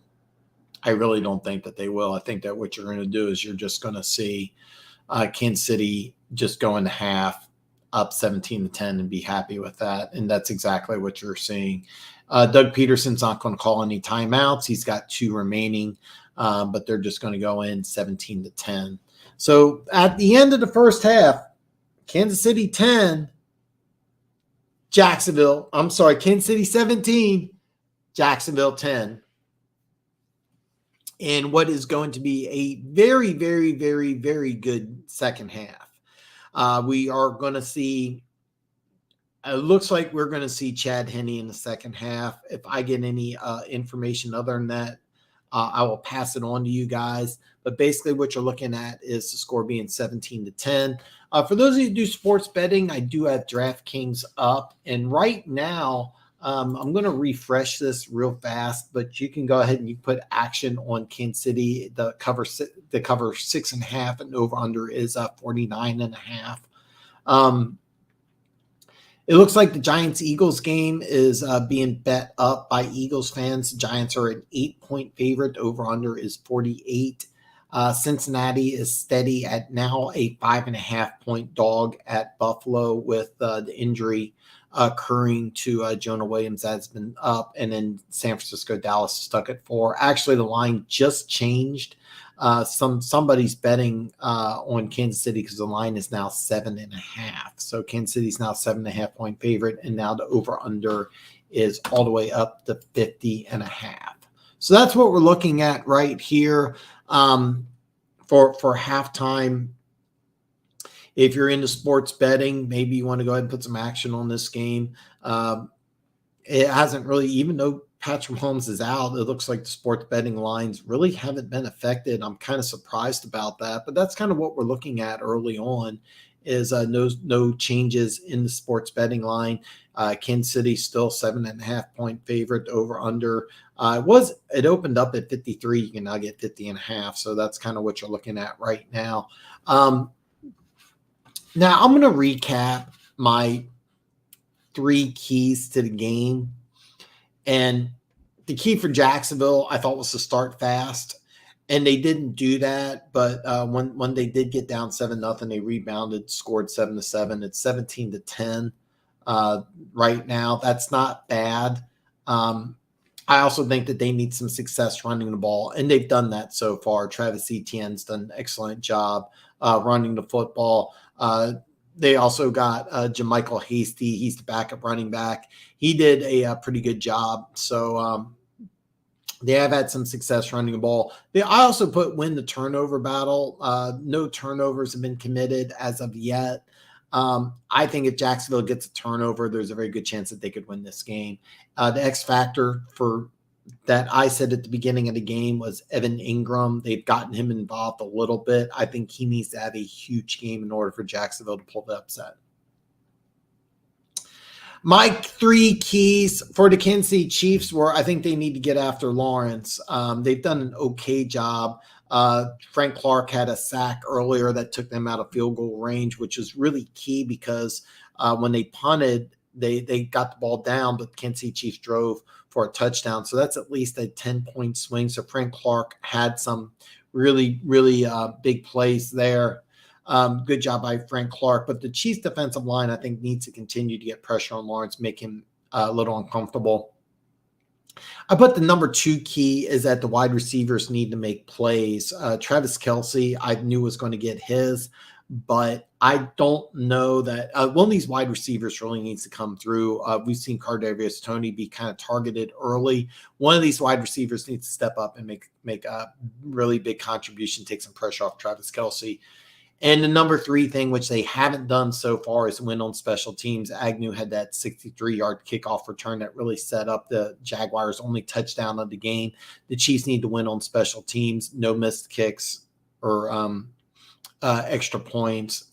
And I think the X factor for the Chiefs is Jared McKinnon. 8 touchdowns in the last 6 games, just receiving 9 touchdowns total. He's really been a big factor for the Kansas City Chiefs. He's been kind of a source. Isaiah Pacheco's had a great game so far. Now with Mahomes being out, Pacheco and McKinnon are really going to need to factor much more largely in the second half. And that's kind of what I see going into the second half is the biggest thing is that what you need is the running game to really kind of step up because you don't want Henne to have to go ahead and put the team on his shoulders. So we need other wide receivers to step up, and we need Pacheco and McKinnon. But I put the X factor as McKinnon, and he needs to step up and have a big game. Slasher, what is up, my brother? I need a Travis Etienne touchdown. Damn, I took him and Kelce for one, so hopefully he falls in. Good luck. I'm not going to pull for that because any touchdown by Jacksonville makes this game very, very scary. If you did not tune in to my live stream Friday, I do have action on this game. I took Jacksonville to cover 8.5, which they are doing. And right before kickoff, I saw some 9 and 9.5. So that would be, I think, the smart bet, especially right now. You can get on DraftKings and get Jacksonville to cover 7.5 right now. May not be a bad bet. So oh, you meant Dan. Okay, I got it. Also took Chiefs money line by itself. I think that's a good bet. Probably got terrible odds unless you got it early when it was it kept on going up, which I thought it'd go just the opposite because the Chiefs famously don't like to cover. That's one thing about the Kansas City Chiefs. They hate covering point spreads. So that's what you got here, man. It's so good to see you. So if Travis Etienne does get a touchdown, I will be happy for you, but discouraged for me personally because I any touchdown really makes this game very scary for the Kansas City Chiefs. So I'm very grateful and thankful for everyone to come in. If you haven't already, give me a thumbs up. If you're new to the channel, please hit that subscribe button, join the growing community of 32 NFL fan bases as we join together and talk football. I always take pride in that. If you have a question, I have an answer. I don't care who you're a fan of. You can be a fan of the Detroit Lions, the Carolina Panthers, even the Jacksonville Jaguars. I want to hear from you.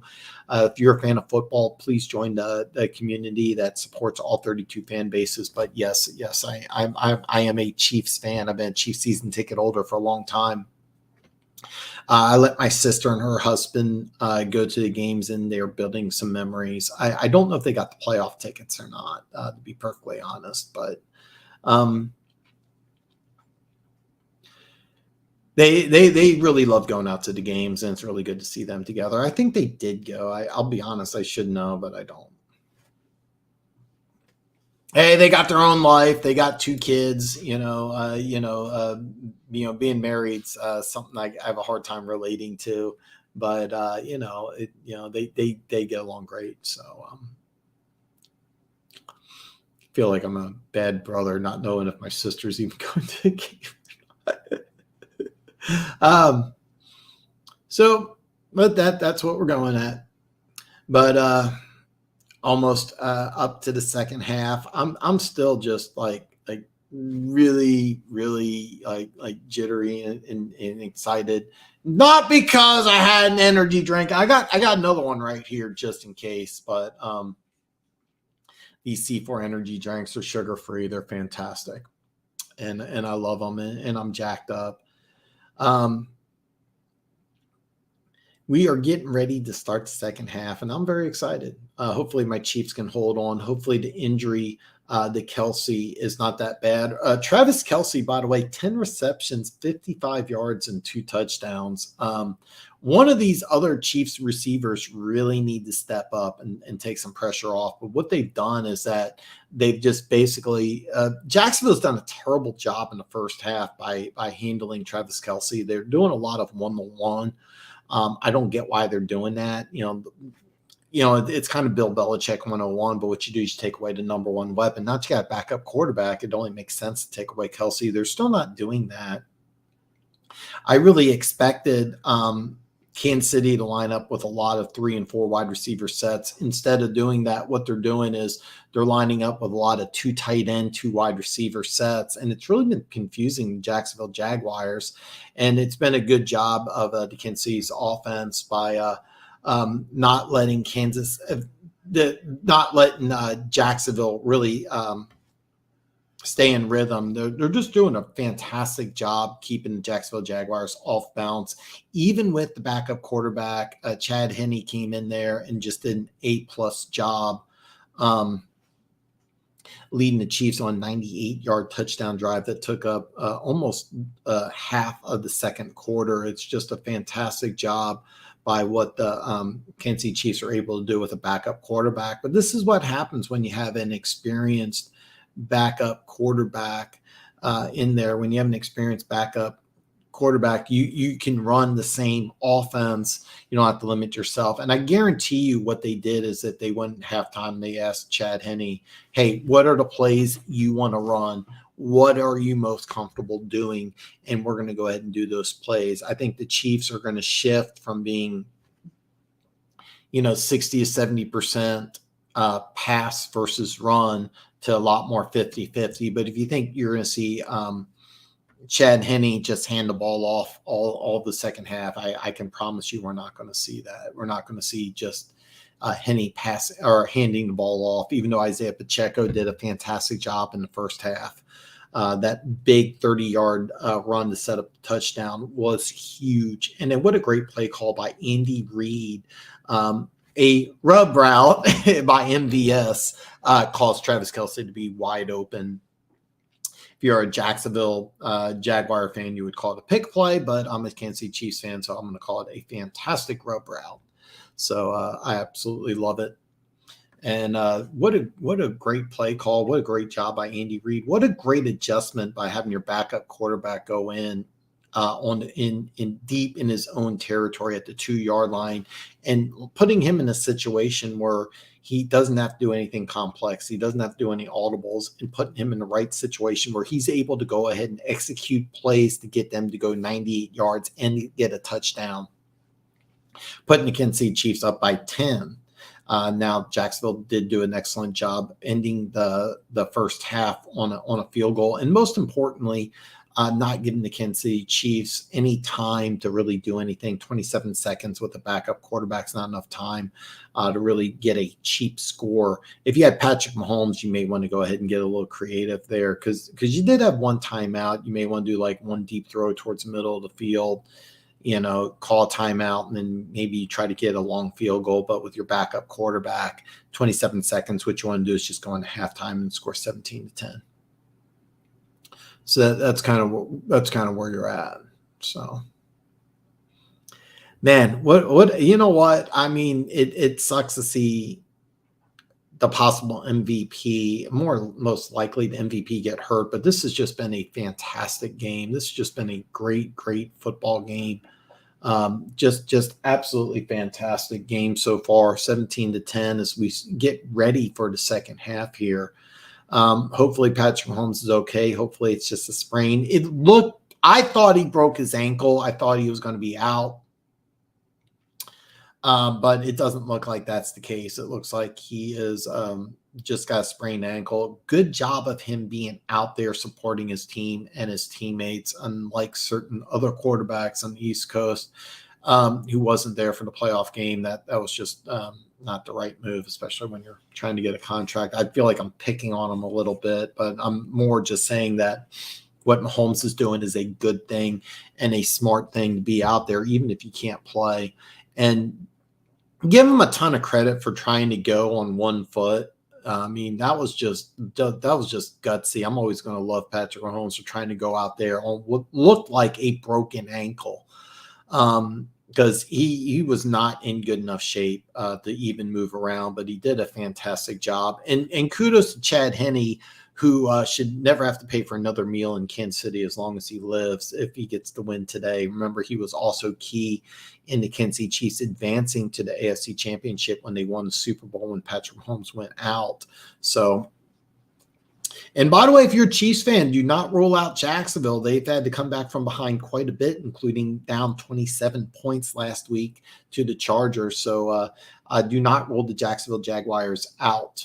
And Patrick Mahomes is moving gingerly, and he's warming up. His ankle is taped up, and I can't believe he's going to actually try and play because he's not moving around well, but it looks like he's warming up. We may see Patrick Mahomes here. I don't believe it. We are ready for the kickoff here, going left to right on your screen here. Isaiah Pacheco is going to catch the ball. No, he is not. He's going to let it bounce into the end zone, puts his arms out to the side, indicating for a fair catch. And we're going to see, oh my God, we are seeing Patrick Mahomes make a go for it. He is motioning for the crowd to shut the fuck up. And why are you making noise, Chiefs fans? Chiefs fans, if you're at the game and you're somehow listening to me, shut up. Oh my God, I can't believe Patrick Mahomes. That ankle is freshly taped. He's not moving around. I would say he's about at maybe 50% mobility-wise. That tape is fresh. Shotgun formation. Isaiah Pacheco's to his left. Travis Kelce motions out there. It's a handoff to Pacheco. He's going to go around to the right side, and he is tackled after a gain of 3. Now, just because you're seeing Patrick Mahomes out there does not mean that everything has changed. Right, everything has stayed the same. Everything has changed. You're probably going to see a lot more of Pacheco and McKinnon running the ball. You're not going to see as much of Mahomes doing what Mahomes usually does, but I can't believe he is out there. Give him a ton of credit. What a tough kid. This is a gutsy performance. Shotgun formation, Pacheco out to his left. Patrick Mahomes back to pass. Quick out route to Travis Kelce. And again, why are you playing one-on-one against Kelce? They're trying to say that he didn't catch the ball. It looked originally like this is a no-brainer that he caught the ball, but they're going to show the replay here. And this was a simple out route. They're putting Jenkins on him. Now they had Josh Allen out there, kind of the semi-bracket him, but this was I have no idea why this looks like a very simple catch. I have no idea why they're trying to roll it not non-catch, but 3rd and 1 here. He was just short of first down here. They're going to have McKinnon in the backfield. They're motioning Tony, who was lined up as a running back. He's going to now motion to the top of the screen here. Patrick Mahomes back to pass here. He's going to, oh my God, he's going to try and run and just falls down after a gain of 4. He may have tried to scramble a little more if he wasn't gimpy. I can't believe he's out there. He can barely walk, folks. This is such a gutsy performance here because it's his right foot and he can barely move. And it showed him trying to run and he just hops. And then, this is such a gutsy performance by Patrick Mahomes.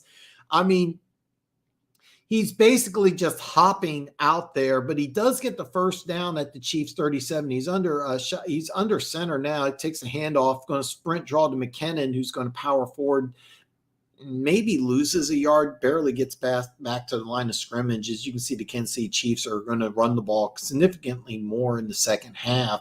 And the play designs completely changed for the Kansas City Chiefs. You're going to see the Chiefs try to be a little more conservative, try to shorten the game, try to eke out of this with a victory. Patrick Mahomes being out there is one of the gutsiest things I've ever seen in my life. He can barely move, folks. And he's out there. It's going to be 2nd and 10. He's going to line up in shotgun formation here. McKinnon's to his right, motioning Tony from the bottom to the top of the screen. Mahomes is going to be back to pass here. Excellent protection, but he's back there, just throws the ball.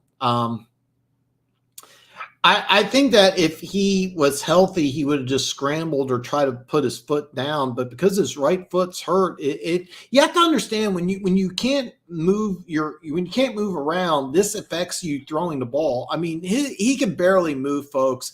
And so he can't even plant that right foot. So in this particular play, he just threw the ball away because he can't even plant his foot. He can't plant and throw. So you're going to see 3rd and 10 here, and this is a key 3rd down here for the Kansas City Chiefs. This is a big-time play here. It's going to be 3rd and 10. Mahomes shotgun formation here. They got 2 tight ends. Noah Gray's looks like he was in there. Mahomes downfield and overthrows Kelsey. So we're going to see the Kansas City Chiefs punt the ball. Give kudos to Patrick Mahomes for going out there. It wouldn't surprise me if he can't continue to play because he looks terrible, folks. I mean, he could barely move. This is a great job by the Kansas City Chiefs offensive line. What the Jacksonville Jaguars did smartly was they brought a blitz in.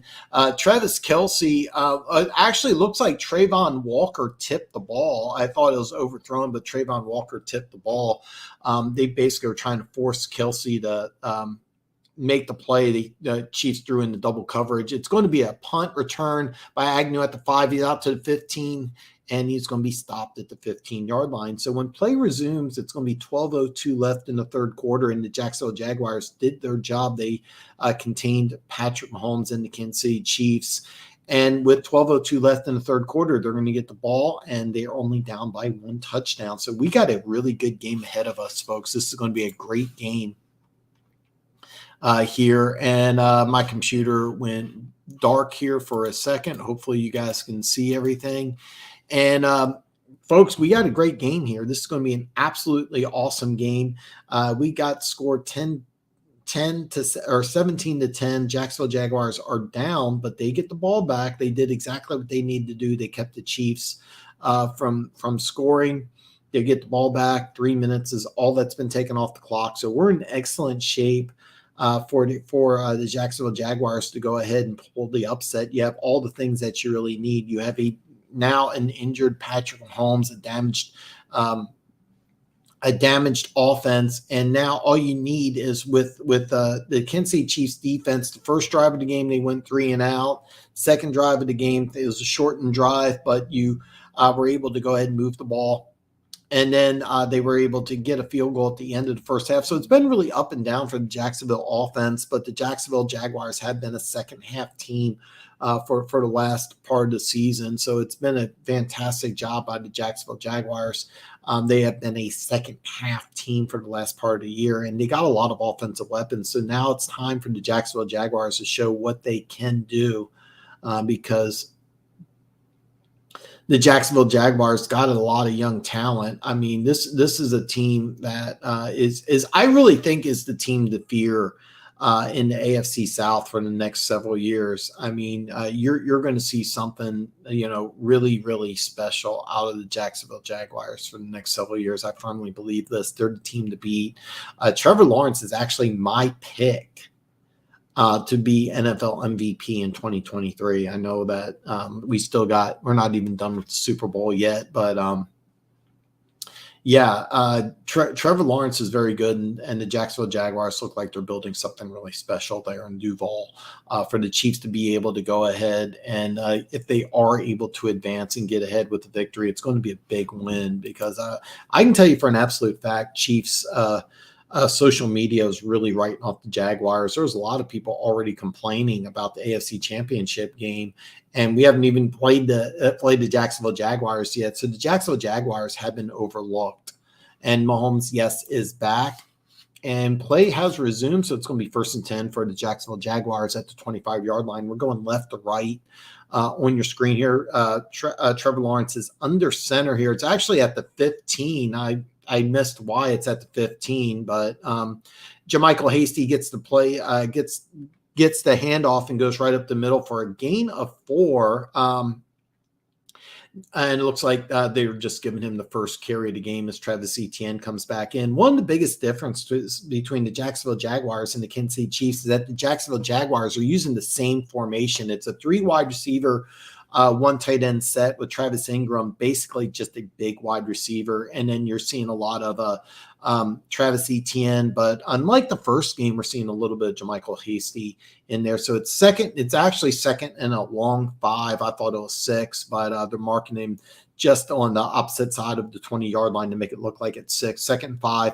Handoff, Travis Etienne. He powers through for a gain of 2. So what I think you're seeing from the Jacksonville Jaguars is this is my second point of what Jacksonville needed to do is run the ball. And what they did is they actually went with a 2 tight end set here to try to run the ball. Great play by a second-year linebacker, Nick Bolton. He's the one who really kind of blew this up and stopped Etienne for a gain of 2. You also saw rookie Leo Chenal, third-round pick out of Wisconsin. He was in on tackle. So it's a very key third down here for the Kansas City Chiefs, 3rd and 3. We're going to see Trevor Lawrence empty back. Travis Etienne flares back, gets the slip screen and slips in for a first down. Excellent play call by the Jacksonville Jaguars there. What they did is they went in empty formation. Then they looked like they were going to motion Travis Etienne back. Instead, he just ends up in the slot, and then they throw him the ball on a quick slip screen, and he just jumps forward for a quick first down. Great play call by the Jacksonville Jaguars. The Jacksonville Jaguars offense has looked pretty sharp so far. So as we approach the 10-minute mark, it's going to be first and 10 for Jacksonville on the 25-yard line. I have no idea why else moved back to the 15. Travis Etienne right up the middle, gets a first down. Great run by Travis Etienne as he is doing an A-plus job. He was not too much of a factor in the first game as Kinsey jumped up to a 20-0 lead. So he just went pass heavy. Here they're much more balanced. Great job by Travis Etienne here. He just went right up the middle. Great job by the Chiefs offensive line. Nick Bolton took a bad angle. He could have had to stop there after a gain of 4, took a really bad angle. And Travis Etienne, 7 carries, 49 yards early on. Travis Etienne's having a big game.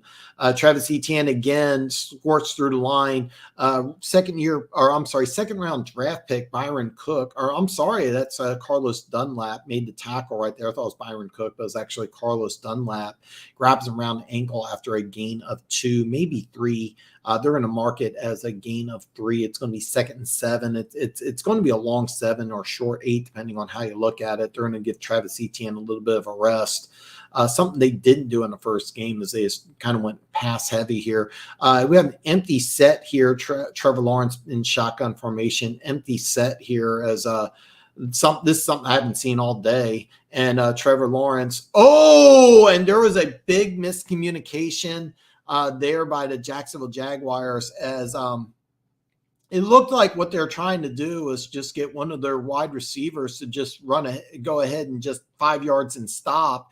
And instead, what happened was nobody blitzed Kalen Sanders here. Kalen Sanders pushes Trevor Lawrence down to the ground. Smartly did not put his whole body into it, just kind of bench pressed him to the ground.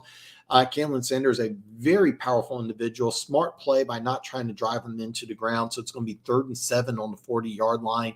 JaMychal Hasty is going to be in backfield. Shotgun pass. It's incomplete. And this looked like it was a false start by Jacksonville, but it wasn't called. Luckily for the Kansas City Chiefs, it was a incompletion. It's going to be 4th and 7.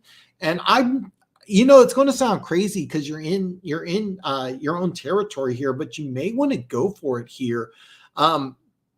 This could have been a potential interception, but for whatever reason, Christian Kirk and Trevor Lawrence weren't on the same play. They are going to punt the ball, so it's 4th and 7. Cook's back for the punt. We're going to have Cardavius Toney on the return, gets the ball at the 15 and just gets to the 20-yard line. And as play resumes, it's going to be 8:26 it left in the third quarter, and the Kansas City Chiefs are up 17-10. And I'm telling you right now, I'm beyond shocked that Patrick Mahomes is trying to go out there. He's not even close to 100%. I would say he's maybe 50 or 40%. He can barely move. And if you know anything about throwing the ball, it's not just with your arm, and it's his right foot. So that's his plant foot that's hurt. So it really affects your throwing motion. So not only is he not able to scramble, which is a big part of his game, he's not able, it's affecting his passing. I mean, this is just, he's doing an A+ job coming back. I mean, give him a lot of credit, but he is not even close to 100%. So give Patrick Mahomes a lot of credit. If you're an old-time sports fan, this may remind you a little bit of Willis Reed for the 1971 Knicks. That's the only thing I can think of, because, I mean, here's a guy, he can barely walk, and he's out there in the playoffs just trying to give it his all. And what a gutsy performance by Patrick Mahomes going out there, but he is not even close to being able to operate the way he's normally able to play. So with 1.5 quarters left and the Chiefs up by 7, it's going to be very interesting to see what happens. It wouldn't surprise me if Kansas City goes to a kind of a very extremely conservative offense here. I'm kind of expecting the Kansas City Chiefs to go run heavy in the second half to try to protect Mahomes, because I can't emphasize, that injury looked like a broken ankle. It did not look like a sprain. I thought Mahomes' season was over, but instead of it being over, instead of his season being over, he's trying to gut it out there, and he can barely walk, folks. He did scramble for a first. I'm going to use the word scramble in quotation marks, because basically what he did is he just hopped and then fell down after a quick gain of 4 yards. Under normal circumstances, he probably ran for like 10 or 15 yards.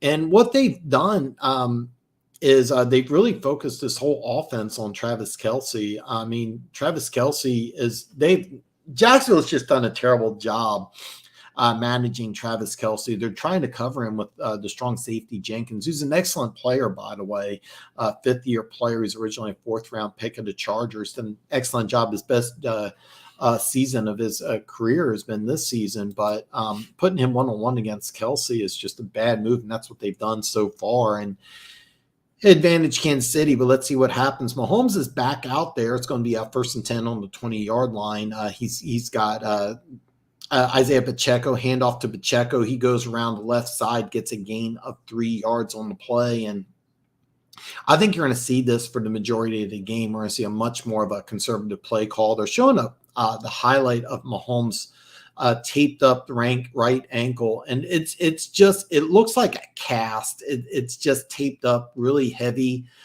There's almost no mobility there, and he can not move that right foot at all. Here you're lining up 2 tight ends. You got lined up on the left side. You got Noah Gray and Travis Kelce lined up in the 3-point stance. Isaiah Pacheco to Patrick Mahomes' left side. Patrick Mahomes in shotgun formation, 2 receivers to the top of the screen. Patrick Mahomes back to pass, a little check down to Pacheco. Pacheco is going to power forward, spin move, and does he get the first down? I can't tell if he went out of bounds or not, because what it looks like he got hit, did a spin move, and we're not able to tell, because if he stepped out of bounds, he's going to be about 2 yards short. But if he didn't step out of bounds, he got a first down. This is a great play by Pacheco. He was hit, and then he spun. I think he got the first down. They're saying that he stepped out of bounds. He did not. This is a first down, folks. And it looks like originally they ruled it short of the first down. And if they're saying it's 3rd and inches, they're not going to challenge this. I think they should, but they're not going to. And they're now I'm not sure what's going on. I think they're going to look at this play again, because this is a play they did not get right. They're talking with Andy Reid. I think Andy Reid's going to challenge this, because it's very clear that Pacheco did not step out of bounds. And it's very easy to see, because he's wearing black shoes, and it's a white stripe, and there's definitely space right there. So the Kansas City Chiefs are challenging this play. So it's 7:12 left in the 3rd quarter. So here's the deal. They're calling this out short of the first down, but he is very clearly in bounds. This is a first down. This is a challenge, and with a challenge, you technically never know, but this looks very clear cut. I'm firmly convinced the Kansas City Chiefs are going to win this challenge, and this is going to be a first down once play resumes. So here's what we're looking at. Hopefully we play you guys at Arrowhead. One pride I hope you I'm going to tell you something. Packers fans and Vikings fans travel well, and they are two of my all-time favorite fan bases. But the last time the Lions have played in Arrowhead that I remember is actually funny. Barry Sanders played, and it was a battle of Barry Sanders' rookie season. He should have led the NFL in rushing. Christian Okoye did. Christian Okoye had 1,480 yards rushing. Barry Sanders had 1,470. And what happened is the Chiefs played earlier in the game, and the Lions played the afternoon game. So in a blowout win against the Atlanta Falcons in Barry Sanders' rookie year, he had something like 150 some yards, and Wayne Fontes went over to Barry Sanders and said, hey, another 10 yards, we can get you the rushing record. Do you want to go back in, or do you want the backups to play? And he shouldn't have done that. He should just made Barry Sanders go out there, because Barry Sanders didn't care about, records and stats. And what happened is that Barry Sanders could have easily got the 11 yards. I mean, there was more than I want to say 6 or 7 minutes left in the game. I mean, Barry Sanders that day could have had 200 yards easily, and they held them to only 150 because Barry Sanders in a blowout win, he wanted the backups to go in, and that's what happened. So the next year, it was kind of interesting because Okoye versus Sanders, but ended up being a blowout. They put in the backup, Barry Ward, who ran for a Chiefs rushing record at the time of 200 yards on only 16 or 18 carries. I remember he had like a pair of 50-yard touchdowns, and the Detroit Lions defense resembled a wet paper towel. It was a blowout win. And Christian Okoye almost had 100 yards in the first half. He had like 16 carries for 90 yards. Barry had like 20 carries for 90 yards, and play resumes. And I don't know how this didn't. I mean, there's bad calls and there's bad calls. I mean, this just looks completely obvious. I mean, they're showing the replay, and I have no idea how this is not a first down.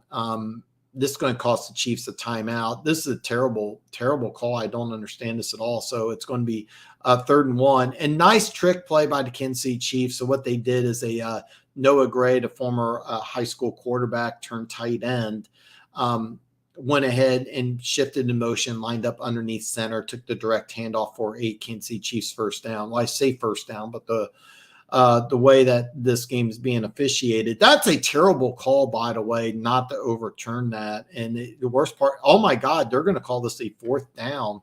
And Kansas City Chiefs did not get the first down. Back-to-back questionable calls for the Kansas City Chiefs. And Noah Gray powered forward for what looked to be a first down. I have no idea why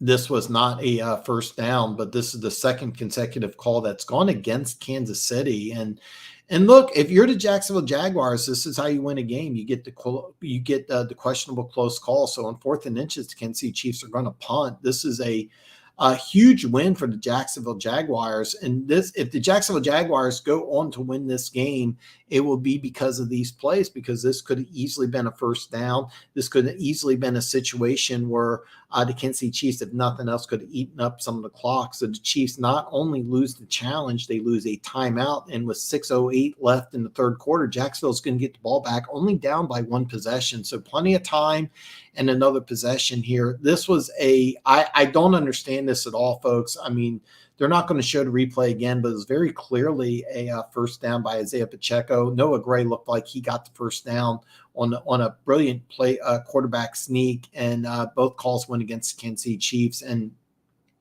normally when you're a home team, it used to be the old school days in the NFL where the home team had a little bit of an advantage.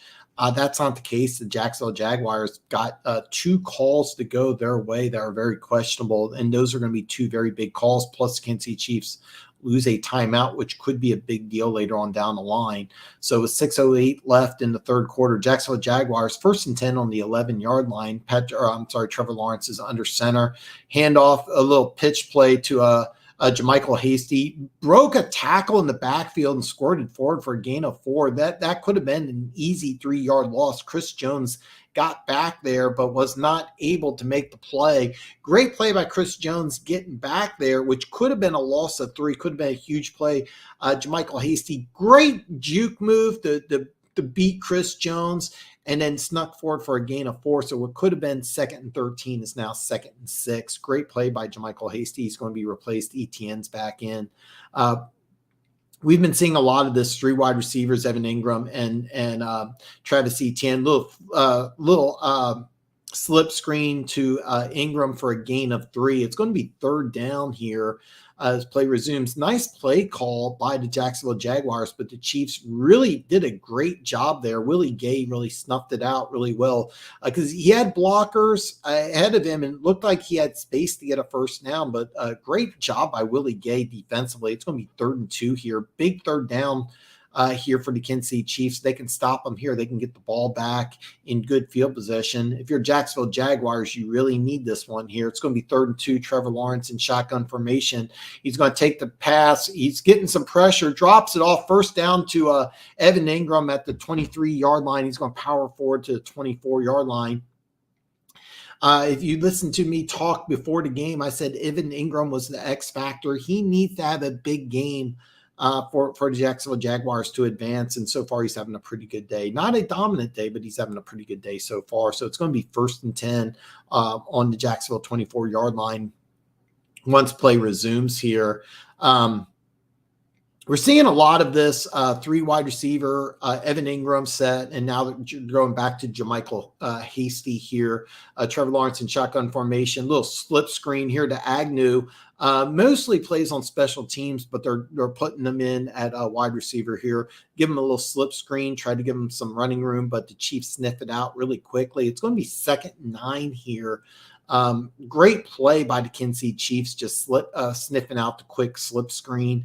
L'Jarius Sneed's having a quiet, good game here because he basically avoided the block by Zay Jones, was able to prevent this from being a big game because if Jamal Agnew gets by that first tackle, he has some wide open space here. So it's going to be 2nd and 8 here. Trevor Lawrence motioning Evan Ingram to the top of the screen here. Moves back. Nice call here, moving Ingram, and he's going to be sniffed out behind the line of scrimmage. Very nice play call by the Jacksonville Jaguars, but Frank Clark and Willie Gay are not fooled. This was a design screenplay to try to get Evan Ingram some space, and it did not work at all. What they did is they motioned Evan Ingram from the bottom of the screen to the top of the screen, and then they sprinted Lawrence out to the bottom, threw back to Ingram. Willie Gay quickly snuffed it out, but missed the tackle. Frank Clark came in. So it's going to be 3rd and 12 here. Big 3rd and long here for the Kansas City Chiefs here. Jacksonville Jaguars in shotgun formation and making some movement here. Looks like he's changing a play call. Back to pass here. And just missed Christian Kirk for a first down. He's holding his head down because this should have been a first down. He was open. Great play call by the Jacksonville Jaguars, but they weren't able to get this open. What they did is they put trips to the bottom of the screen, and Christian Kirk stumbled out of the gates, but he was just seriously. You talk about game of inches. Another 4 to 5 inches. Christian Kirk makes this catch, and it's first down Jacksonville. And Chiefs almost blocked this bunt. Cardavius Toney back to the 27-yard line, gets up to the 30 to the 35, and he's going to be nice tackle by can't see who made the tackle for Jacksonville, but really good tackle, ends up being on the 40-yard line. So with 2:25 left in the third quarter, Kansas City Chiefs are going to be in excellent field goal position, or an excellent chance to make a field goal. And I say that because all you need to do is get 2 first downs and you're in field goal range. And that's very key. I think Kansas City Chiefs just really want to get some points on this drive because they're going to be on the 40-yard line. So good field position once play resumes here. Since we're on commercial break, I'm going to get a few of these comments here. We do travel well, but not like Niners fans. You know, the team that travels like doesn't get any credit, but Minnesota Vikings fans travel well, and their fans are awesome. Last time the Vikings played at Arrowhead, they were doing that skull chant, and there was these 2 annoying girls that I hate that turned around and told them to shut the F up, and they were totally cool. And I apologized to the fans. I said, most of us are classier than that, man. It's cool to have some good fans here because sometimes you get some opposing fan bases that are just jerks. Cowboys and Eagles come to mind as two of the worst, but Vikings fans, very underrated. Not only they travel well, they are just awesome. Love Vikings fans. Packers fans are famous for traveling. Steelers fans are like cockroaches. They appear everywhere, and they suck. They really suck. The last time the Steelers came to Arrowhead, they were just, the fans were rude. I almost got into it with one dude, but he had he was acting like a jackass, and he had two like under 8 kids with him, and like he was using profanity, just being a jackass. Steelers fans suck. Eagles fans are bad, Cowboys fans are bad, but Packers and Vikings fans very, very good on the road. I don't remember really the Lions fans that much. I mean, this was back in the early 90s last time I remember Detroit coming to Kansas City. So the last time the Lions and Chiefs played was in London. So if you do play at Arrowhead, it'll be I would love it personally, because I got a lot of support from Lions fans here on this show, and a lot of that has to do with Luke G, but I got nothing but love for Lions fans. My boy One Pride, he's putting some comments in here. Funk was in here earlier.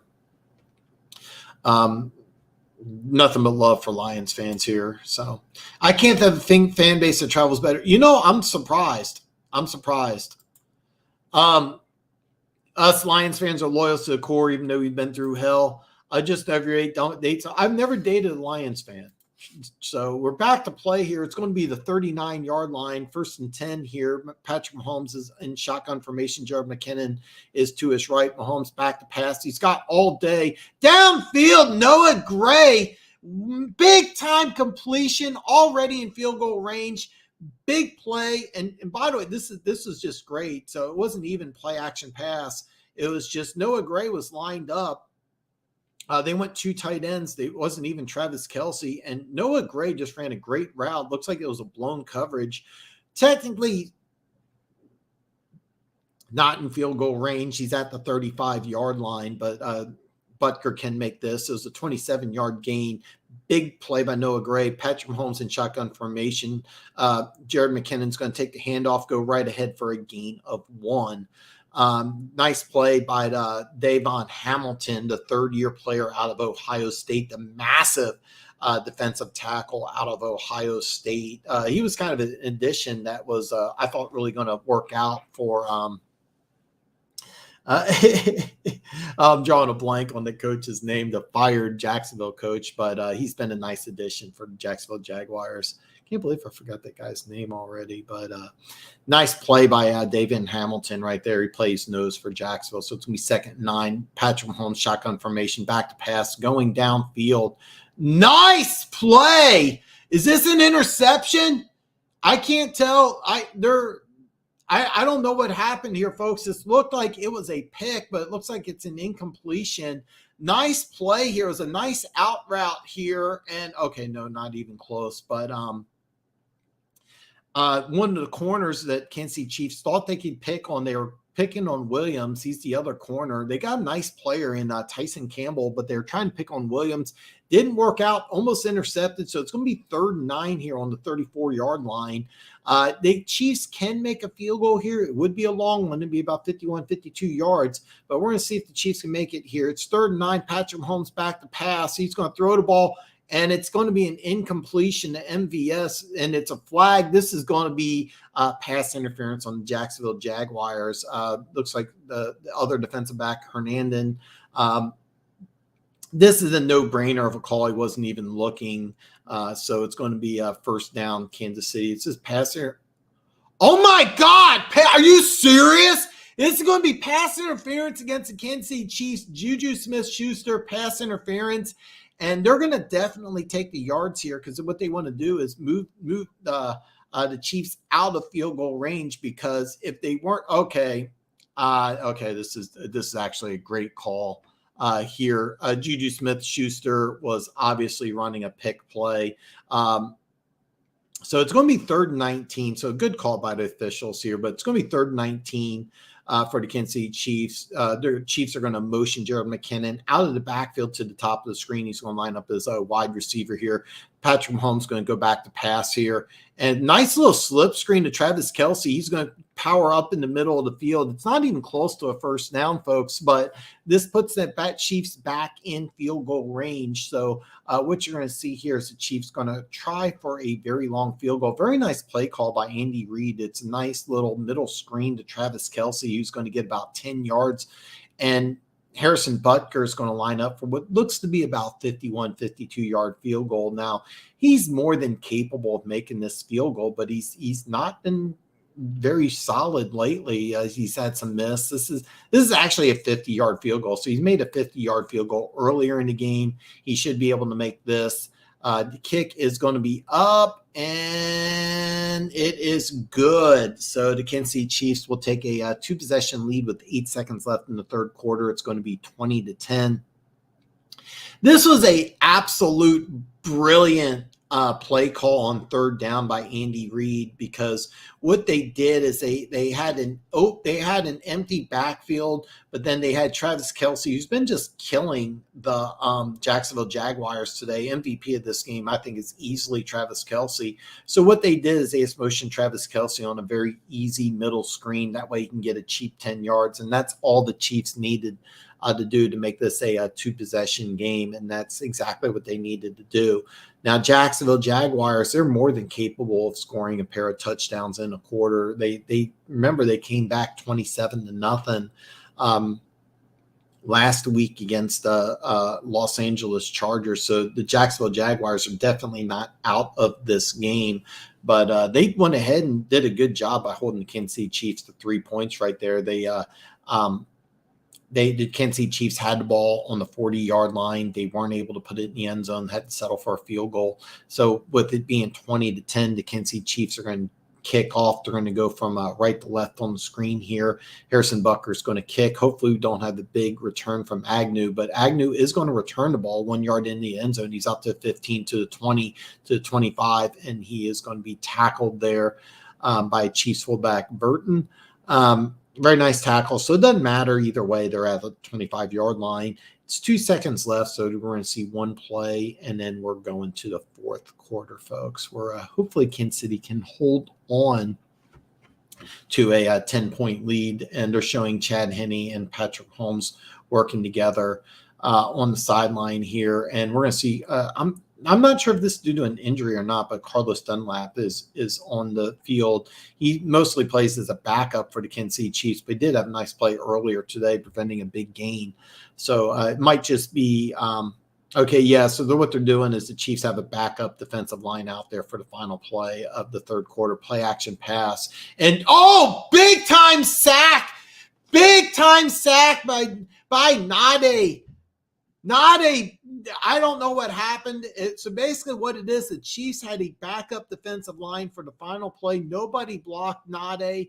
He just ran in. Big time sack of Trevor Lawrence. Nade is a big individual, folks.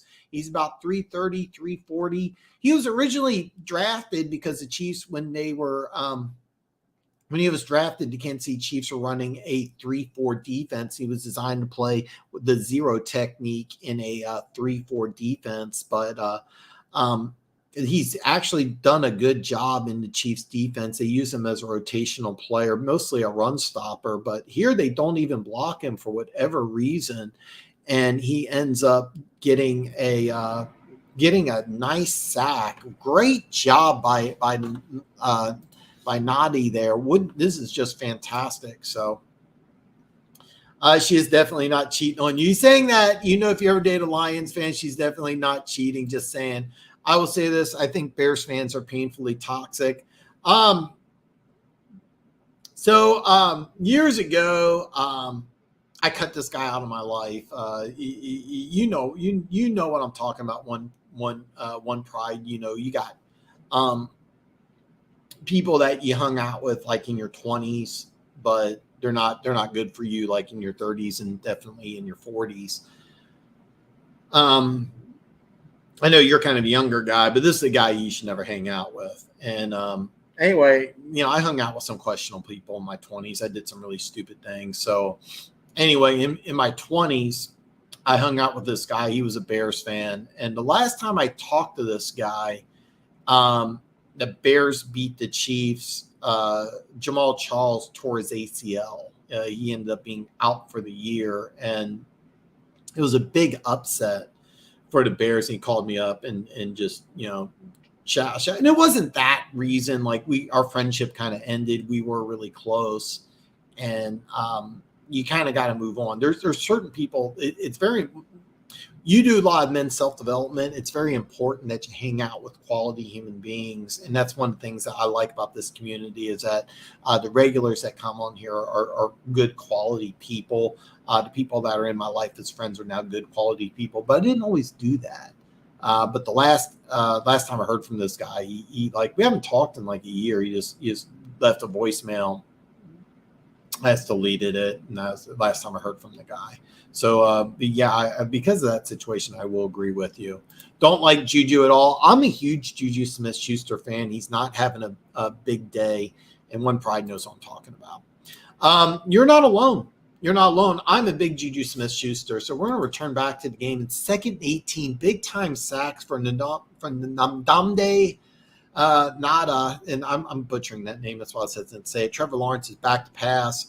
Nice catch by Zay Jones. He's going to get about 14, so it's going to be 3rd and manageable instead of 3rd and long here. Very nice play call by Doug Peterson, and very nice catch by Zay Jones. Made a diving reception. It's going to be 3rd and 6. Nice play by Trevor Lawrence and Zay Jones here. This is a very key possession as Jacksonville wants to get this into a one-possession game, especially with Mahomes being, I'm going to say, about 50-60%. So 3rd and 6 is a big play. Travis Etienne is out. Jermichael Hasty is in. Shotgun snap. Trevor Lawrence back to pass. He's got all sorts of room. He's going to scramble for a 1st down. Very nice play by Trevor Lawrence. Just took what was available, made a nice run. Really underrated athletically. I think a lot of people don't understand what a great athlete Trevor Lawrence is. This is a guy that might be athletic enough to be like an NFL wideout. I know that may sound like I'm just making it up, but that's not. Trevor Lawrence is an A-plus athlete, folks, and he kind of shows off his running skills here. He gets a nice 10-yard gain here on 3rd down to keep the Jacksonville Jaguars drive alive. It's going to be on the 40-yard line, 1st and 10. And they got Etienne in the game, a little handoff to Etienne. He's going to score it up the middle for a gain of 6. Very nice run by Travis Etienne. Not known for his power, because when he was in college, he was about 190, 195 pounds. He missed his rookie season with Liz Frank injury, put on about 20 pounds of muscle, and you could see it right there because he could have easily been held to a gain of 3 or 4, powered for an additional couple of yards. So now it's 2nd and 4, and Jacksonville's on the move, folks. Trevor Lawrence, 16 out of 24, 102 yards, 1 touchdown. Not great numbers, but he's doing what needs to be done, and most importantly, no turnovers here. Trevor Lawrence, and it's a quick slip screen to Evan Ingram, who just drops the ball, and there's a flag on the play here. Before the ball is snapped, it's going to be a false start. I didn't see who moved on the Jacksonville Jaguars, but this is a big penalty. It's their backup tight end, Manhurts. He's been playing a little bit in this game. So basically he moved early, and instead of 2nd and 4, it's going to be 2nd and 9. This is a big penalty. It wasn't a big motion. I'll be honest with you. That's kind of a questionable call because I've seen movement like that before not get called. It wasn't a big penalty, but it does go to Kansas City's favor. So we're going to see Trevor Lawrence on 2nd and 9, empty formation, and Travis Etienne signed up to the top of the screen as a wide receiver. Trevor Lawrence is back to pass. Deep downfield, wide open Zay Jones, and he's going to be tackled inside the 25-yard line. There's another flag on the play. Trevor Lawrence is motioning, and he's motioning towards Kansas City. It's unsure of what's going on here. It's going to be holding defense on Kansas City, so this is obviously going to be declined. This is a huge play for the Jacksonville Jaguars because Zay Jones was wide open inside Chiefs territory. I don't exactly know what happened here, but rookie Trent McDuffie held, and then he couldn't hang on. But yeah, so this was a blown coverage here. Justin Watson, the Chiefs' 7th-round rookie, has been getting a lot of playing time. Looks like he should have stayed with the receiver here. Instead, he went back like he was in zone coverage, a 37-yard gain. So it's going to be a first down, end around to Christian Kirk. He's going to get to the 20, to the 15, to the 10. He's inside. It's going to be a first down, goal to go inside the 5-yard line. Nice play call by the Jacksonville Jaguars using Christian Kirk as a running back. Excellent with the ball in his hands. And this is a great play call design. It looked like it was going to be a fake screen to ETN, then an end around to Christian Kirk. Wide open space here as the Jacksonville Jaguars quickly moved the ball down the field. Just in a few minutes, they are inside the red zone here. They're inside the 5, so just under 12 minutes left in the game. Jacksonville's in excellent shape to go ahead and make this a one-possession game. It's going to be a handoff to Travis Etienne. He's going to bounce to the outside. And I thought he was short, but they're motioning. This is a touchdown, folks. And man, the Jacksonville Jaguars just went right down the field. 7-play drive going 75 yards in 3 minutes, 19 seconds. And they're showing this again because Travis Etienne, what it was is that this was designed to be a sprint draw to the left. He was clogged up, so he went to the right. And no, he's in the end zone. It looked like the way his knee was down. From the first angle, it looked like his knee was down earlier. Clearly wasn't. This was easily a touchdown, no brainer. And Jacksonville kicks the extra point. And we got a really close ball game, folks. This is exactly what Jacksonville wanted to do. Keep this close going into the fourth quarter. All the pressure is on Kansas City right now. Jacksonville has nothing to lose, and they're playing like it. We got a 22-17 ball game. Once the commercial break is over, the Kansas City Chiefs will receive the kickoffs. Yeah, it's Alamde, not butchering the name, but very rare for him to get a sack. So I hung out with a guy who thought he had my back, only sent me my back for a female, only to knock her up. And I'm like, Karma got him good. Yeah, Karma did good. Listen, if you're a guy and you're you choose your friends over a girl, you're a crappy guy. And you know what the best part is of this is that you know that guy's not a good guy to have in your life. And that's probably the most important thing to know about this, because you may be thinking that, hey, you got out of being, baby mama drama. The thing is, that dude, that's not a good situation. If you're a man, you should not have kids till you're in the very earliest is late 20s. And this is very controversial, but I think that women should have children younger and men should have children older, because as a man, you just mature slower. So I think like in your late 20s is when you should have kids, but women should try to have kids in their early 20s. That's just my opinion. But dude, do you think that absolutely they have a real chance at life with Lala? I'm so glad you're here. Yeah, I think the Jaguars have an excellent chance. Patrick Mahomes is not even close to 100%, and this offense revolves around Patrick Mahomes. I mean, Patrick Mahomes is the NFL MVP. He's going to win MVP. He hasn't yet.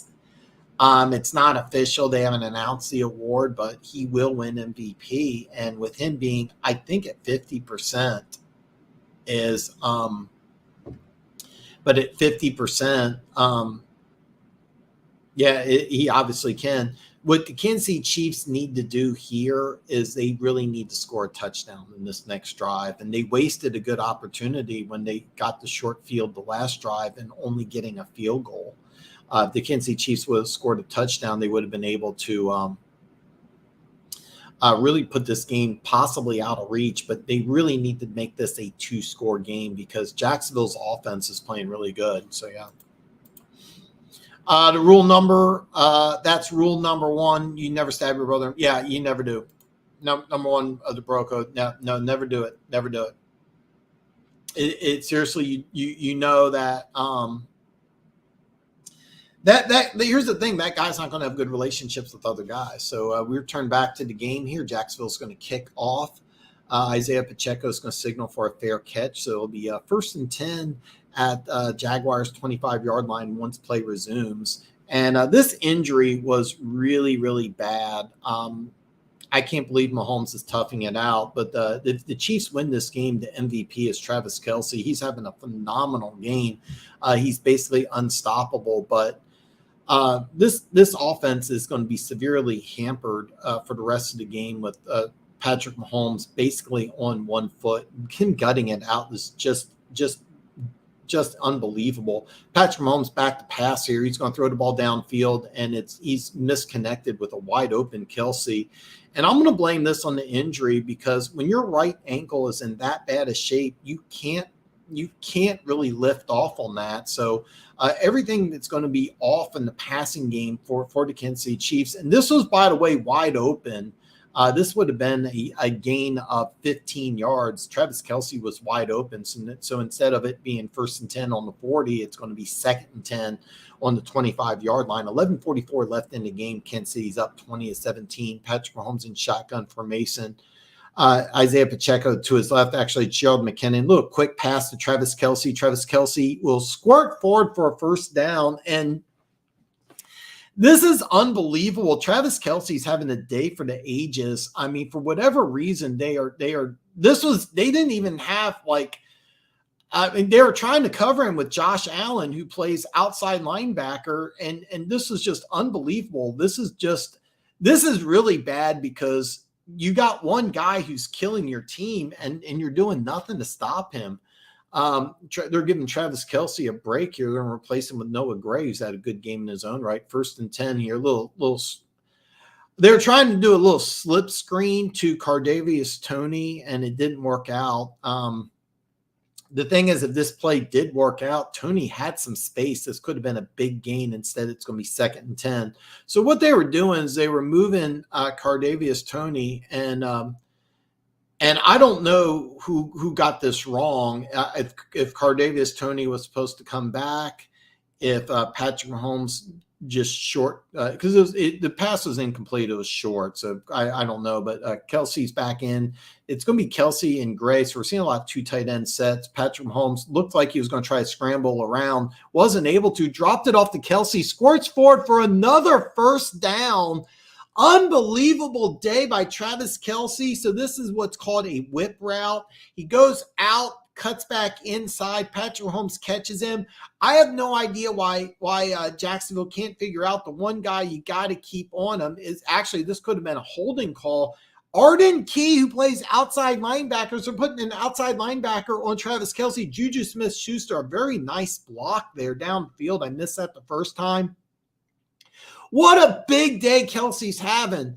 And it's going to be a handoff to McKinnon. He's going to squirt to the outside. Goes right behind Orlando Brown for a nice gain of 4 here. Very nice run play. It's not a big play. By the way, most catches by a tight end in postseason history. Travis Kelce has 14 receptions. For those of you who know your NFL history, I don't even need to look this up. This broke Kellen Winslow's record in the 1981 Divisional Round, where he had 13 catches for 166 yards in that famous game against the Dolphins. That record is now broken by Travis Kelce. 14 receptions. And we got to jump here. This is going to be offsides against Jacksonville.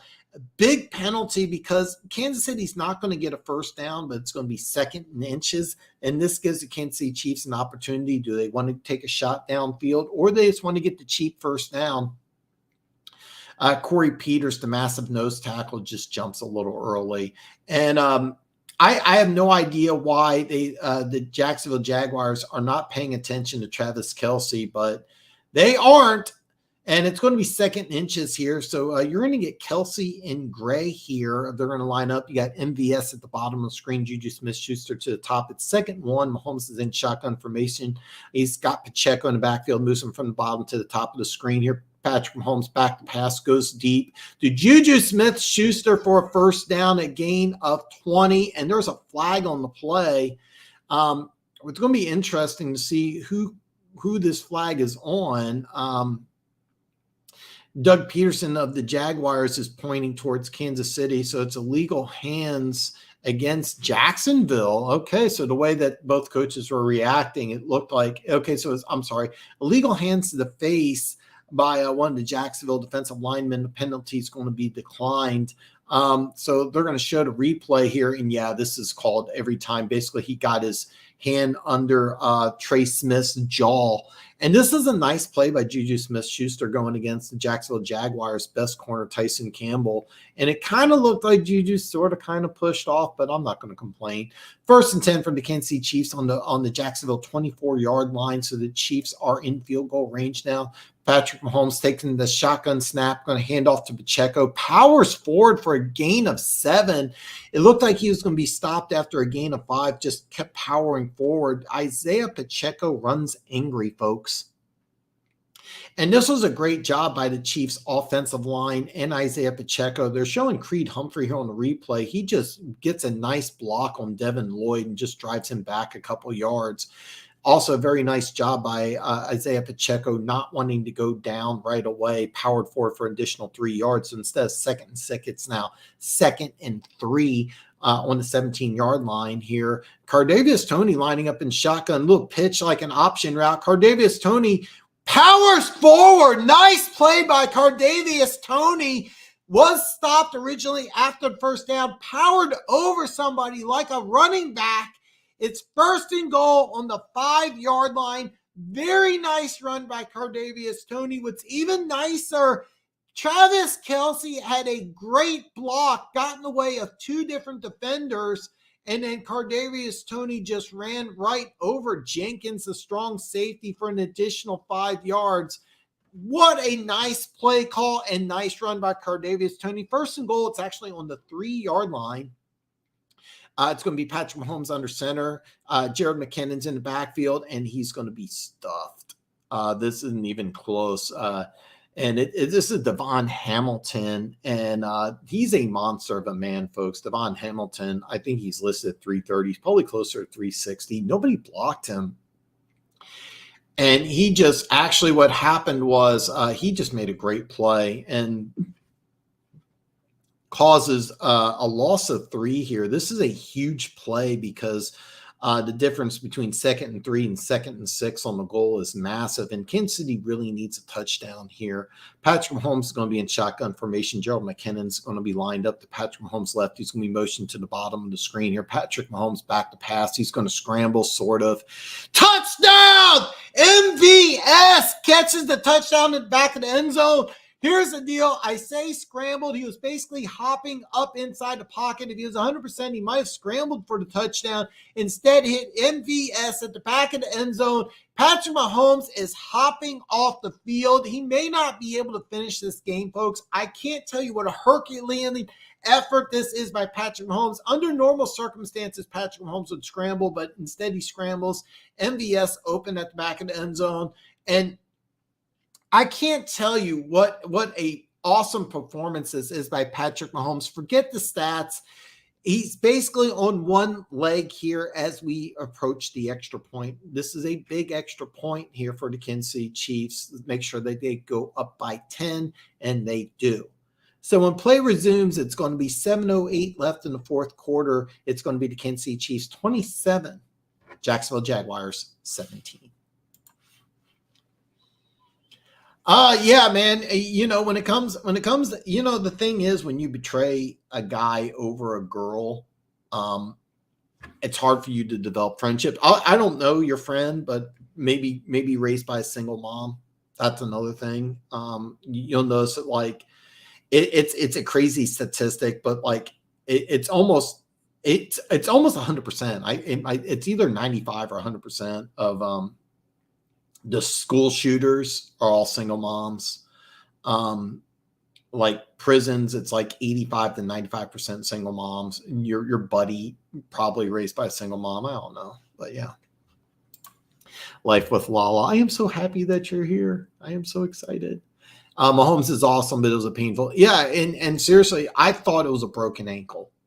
The injury looked to me like it was a broken ankle. I did not think he was going to come back. I really didn't. I thought his season was over. I said his season was over. I am wrong. Thank God. Yeah, it's a tough one.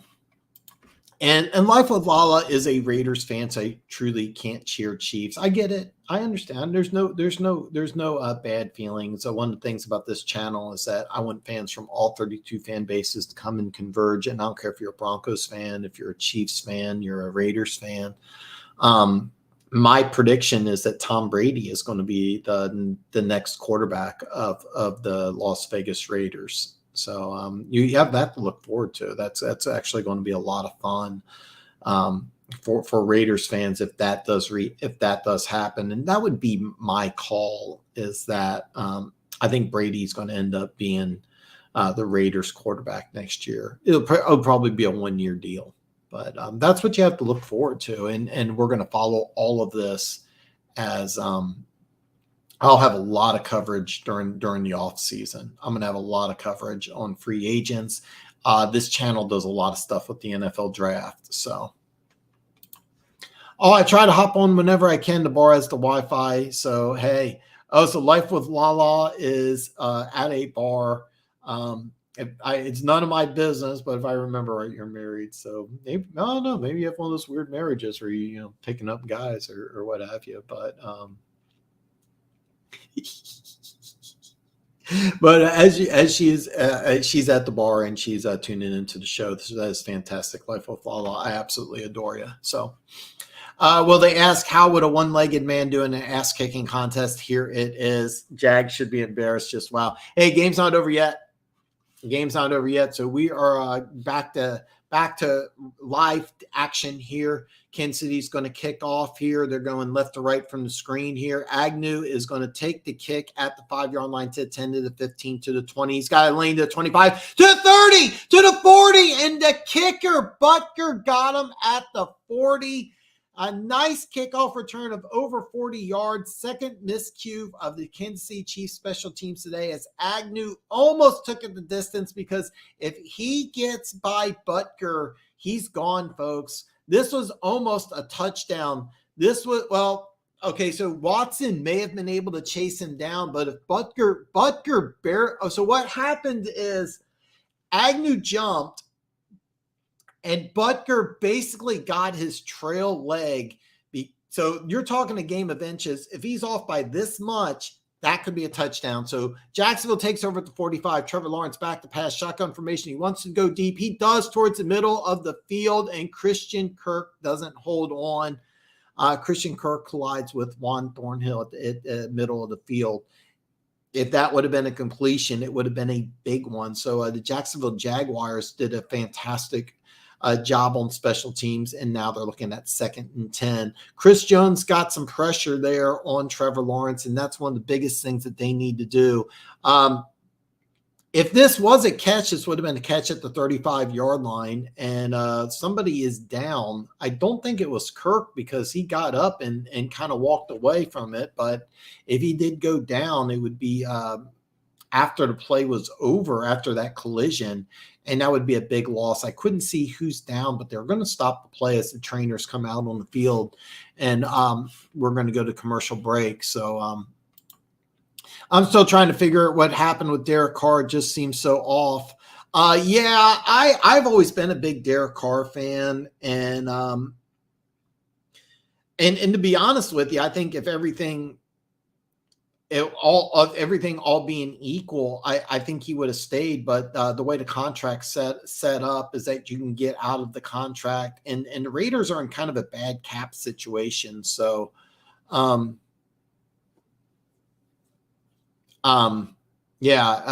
it's kind of a multitude of things, but I've always been a big Derek Carr fan. I think he's going to go somewhere next year and start. My number one pick right now, as of today, would be Tampa Bay, because I think Brady's going to go to the Raiders, and I think Carr's going to go to Tampa. Man, he's an excellent return guy. And he would be, as of right now, as of today, he might be Jacksonville's MVP if they're able to come back. Seriously, it's this much. He clears Butker by this much, he might score. That was one of the keys. That was my third key that the Kansas City Chiefs needed to do, is win the special teams battle. They haven't given up a touchdown, but 2 key returns that really kept Jacksonville in this game. No, we were at a bar watching the game, eating wings. I'm dead too. I'm dead too. That's funny. You can't wait to watch a game. It is Christian Kirk that's down. Okay. Damn, I needed that Tony touchdown. Oh man. Hey, you know what? I'd love to have Tony. Hey, we still got some time left. I'd love to have a Tony touchdown. He stepped out at the 3. I went over on Kelsey's receptions. I said +7. Hey, great job, Amazement, getting +7. You're seeing an all-time NFL playoff record. Travis Kelce, 14 receptions, and we're not even done yet. And he also had that big block, which helped spring Cardavius Toney on that run. So Travis Kelce is easily the MVP of this game. And I'm trying. You know what? Okay. I guess Yeah, so it is Christian Kirk, and he's on the sidelines. He does not look like he's in good shape, so it's unlikely that he's going to return. There's 6:56 left in the game, so the good news is for Jacksonville, they didn't need to use a timeout. Jacksonville has all 3 of their timeouts. Kansas City only has 2, so it's going to be 2nd and 10 here for the Jacksonville Jaguars. 6:56 left in the game. You're going to see a shotgun formation, trip to the bottom of the screen, JaMychal Hasty to the right, Trevor Lawrence is right. Trevor Lawrence in shotgun formation. Kansas City Chiefs bringing a blitz here, and it worked out really good. They put a lot of pressure on Trevor Lawrence, and that was the number one thing I thought the Kansas City Chiefs needed to do was make Trevor Lawrence uncomfortable. So what they did is they brought in a nice blitz from what would be the top of the screen here. It was a nice corner blitz, disguised really, really well. It disguised really well. Trevor Lawrence didn't see it. That's why he had to get rid of the ball early and not on time. And a good job by Watson not getting a penalty on that play. So this is a key 3rd down. Jacksonville doesn't get this. I wouldn't be surprised if they actually go for it here. Shotgun formation. Trevor Lawrence takes a low snap, pressures. It's out to Ingram. Wide open, gets a 1st down, steps out of bounds at the Kansas City 40-yard line. So a gain of 15. And this was a big key. I think Evan Ingram has to have a big game in order for Jacksonville to win, and he has a big play on a crucial 3rd down right there. Very low snap. Good play by Lawrence, getting the snap, getting back up, and a very nice crossing route here. Nobody was on Ingram right there. So it's actually on the 39, the Chiefs 39-yard line. Trevor Lawrence back to pass, shotgun formation, flag thrown. Trevor Lawrence is motioning towards Kansas City. This is going to be, if the play stands, it's going to be 1st down on the 20. It's actually offsides on Kansas City. So this is obviously going to be declined. 1st down on the 20-yard line. So Jacksonville just went down the field very quickly here. Frank Clark tried to jump the snap and was about a half step early. Not mad at Frank Clark at all for that. This was actually a great play by Zay Jones as this pass was tipped. So it's at the 21-yard line. Shotgun snap. Trevor Lawrence back to pass. He's going towards the end zone. And, Juan Thornhill came very close to getting the pick. He is not happy. This should have been an interception in the end zone. Well, they're going to show the replay here. So they had McDuffie on him, and then it looks like that they switched off in zone coverage. Perfect. And Thornhill dropped the pick in the end zone. This really should have been an interception. And if Jacksonville ends up scoring, you can blame Thornhill on that. So 6:07 left. It's going to be 2nd and 10. Trevor Lawrence in shotgun formation. Etienne's out. Agnew's in. So is JaMychal Hasty. It looks like a fake screen to Agnew. This was a great play call, by the way. It was a fake screen to Agnew, and they were trying to do a quick screen to the top to Evan Ingram, but it bounced right off Evan Ingram's hands. By the way, he did have some room. This might have been a 1st down or gone even further. This was a terrific play call by Doug Peterson, and it just didn't work out. By the way, this would have been easily a 1st down because he had blockers in front of him. Great job by Doug Peterson on the play call. Just it didn't work out. So it's going to be a key 3rd down here. It's going to be 3rd and 10 at the Kansas City Chiefs 21. Trevor Lawrence is back to pass. Chris Jones gets in there, doesn't get the sack. It's going to be scrambled, and Trevor Lawrence, wow, what a big play by Trevor Lawrence. Puts his shoulder down, corkscrews himself for a 1st down. So it's going to be 1st and goal at the 9-yard line. Big time play by Trevor Lawrence as they're not even going to huddle up. They're going to keep going, try to keep this momentum. 1st and goal at the 9-yard line. Trevor Lawrence shotgun snap. He's back to pass, throws out to the flat, going to get Agnew, and it's fumbled. It's a fumble. Kansas City's got the ball. Well, it looks like Kansas City has the ball. Oh, what a big play by the Chiefs defense. Big play by the Chiefs defense. And they're going to have to call the training staff out as one of the Chiefs defensive back. I believe this is Jarius Sneed is down on the play. So this is a good call here by the Jacksonville Jaguars. They put Jamal, I'm sorry, I keep on calling him Ray. I have no idea why I'm doing that. So Jamal Agnew caught the ball here, and then folks, they're going to look at this. I don't think this is a catch. I think this is going to be called an incompletion. They're going to look at this because the Chiefs player is injured. So what happened was this was originally called a fumble. I hate to tell Chiefs fans this is going to be Jacksonville Jaguars ball. This is an incompletion. This is not a fumble, folks. So they are going to change this call. So this is going to be overturned. This is going to be a interception. This is not going to be this is going to be an incompletion. They're going to overturn this. So Pacheco has 91 yards. He's had a great game. 1 minute drive. What do you think of these props next game? Barkley TD, Hurts TD, AJ Brown over 75 yards, and Giants over 20. Number one that stands out to me would be AJ Brown over 75 yards. I know that they have a good defense, the Giants do, but I think AJ Brown is going to have a big day, and I think that they're going to try to force feed him the ball. It wouldn't surprise me if he has at least 8 or 9 catches. I like AJ Brown there. I also like the Barkley touchdown. I have no idea how Hurts is going to be, and Giants over, I would not take that at all. So how do you do with these lives, man? My throat would be sore. My neck would hurt afterward. My throat is sore. I have an energy drink that I constantly take a sip of. I have a backup energy drink, but yeah, my throat is, I'm starting to lose my voice. This is going to be, this is going to be an incompletion, folks. For a 7th round pick, Pacheco has been, Isaiah Pacheco and Justin Watson were 2 7th round picks. I didn't even know anything about Justin Watson, but I knew about Isaiah Pacheco from Rutgers. I thought he was going to make the team. You can follow my boys, the Backtalk brothers. They were very high on Pacheco during training camp, and I was kind of chuckling because they're like, we think this guy's going to start. I'm like, slow down. There's always a guy that gets overhyped, and those guys were right. And check them out. Sometimes you go on my channels to follow the Backtalk brothers. They were very high on Isaiah Pacheco, like in June, and I thought that they were just over exaggerating. A rookie having a good training camp, but I don't believe it. They're actually going to give the Kansas City Chiefs the ball at the 2. Isaiah Pacheco is going to get the inside snap, powers forward for a gain of 3. This is a very nice run by Isaiah Pacheco. Normally, a 4-yard run wouldn't be that big of a deal, but he could have been stopped after 2. I'm not sure.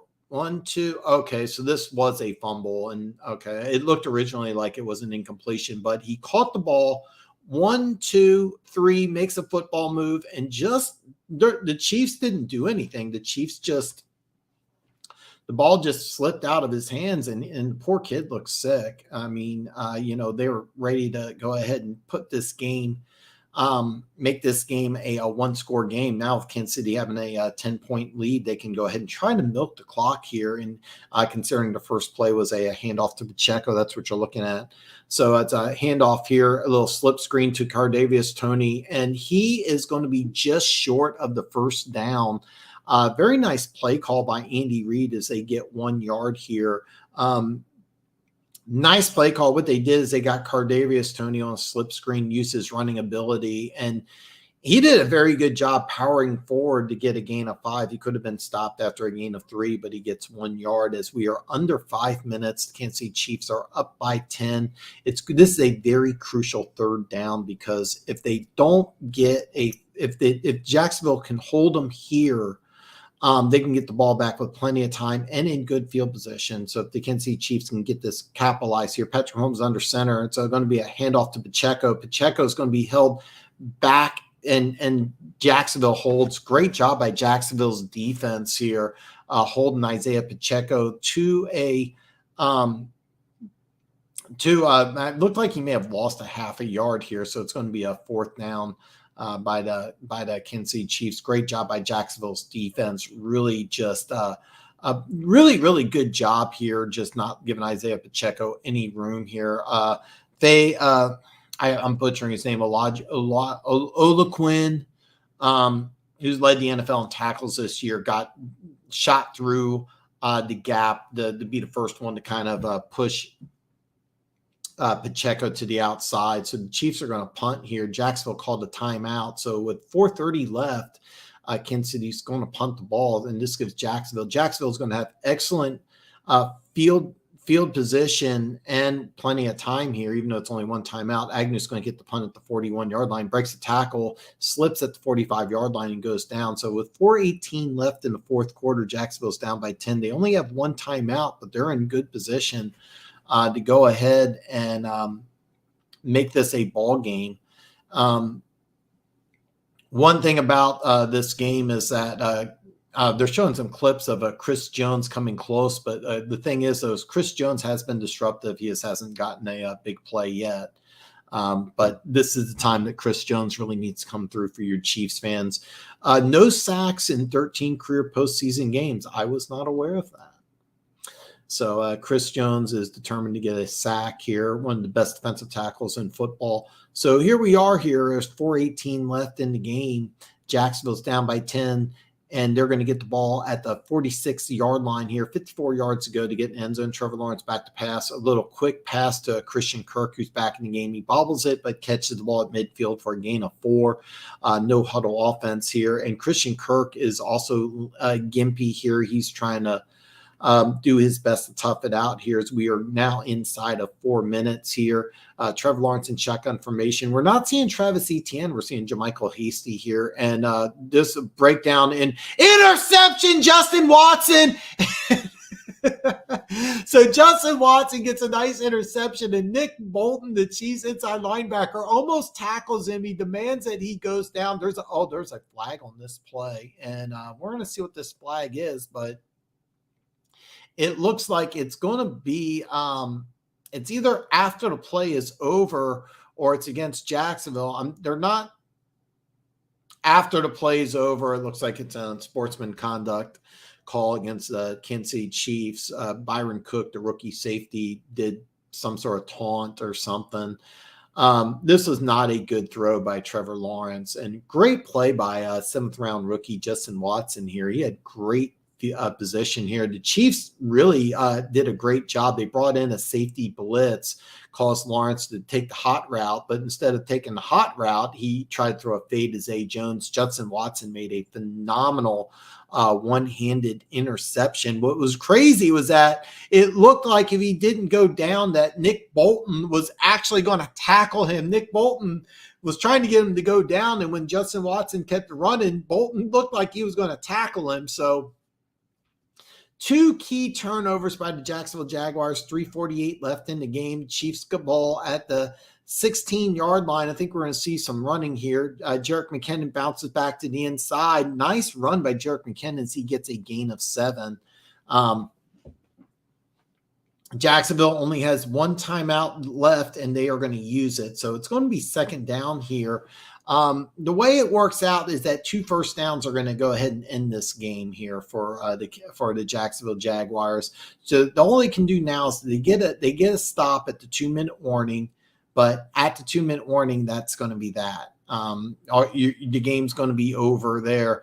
Bottom line, 2 turnovers in the last 3 plays from the Jackson Jaguars, and that's what is going to probably kill off the Jacksonville Jaguars, who've had a phenomenal season, and they really should be proud of themselves. 2nd and 3 here for the Kansas City Chiefs. They only need 2 first downs to ice this game here, so this is very important.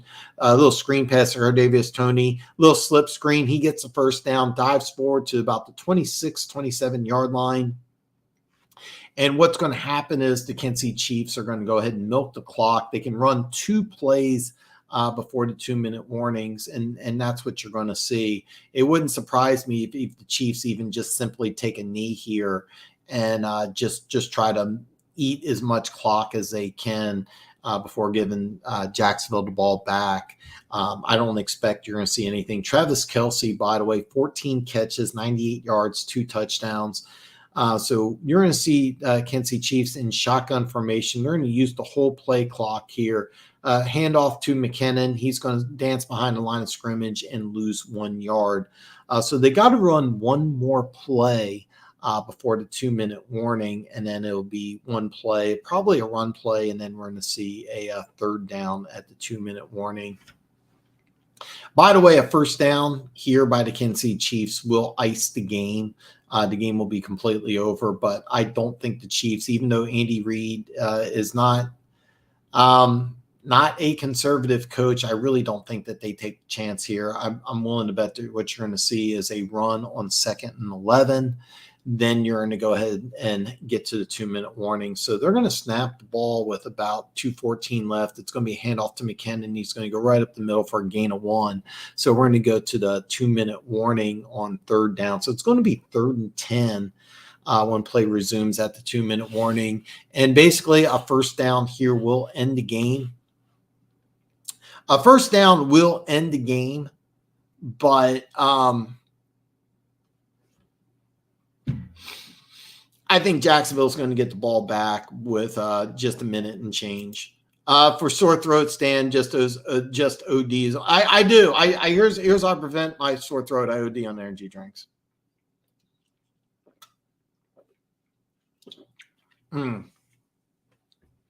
After the game's over, I'm going to eat something and maybe take a sore throat. But yeah,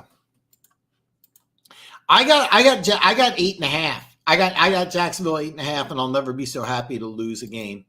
Fudge 3 runs. Yeah, that's exactly what we're going to see.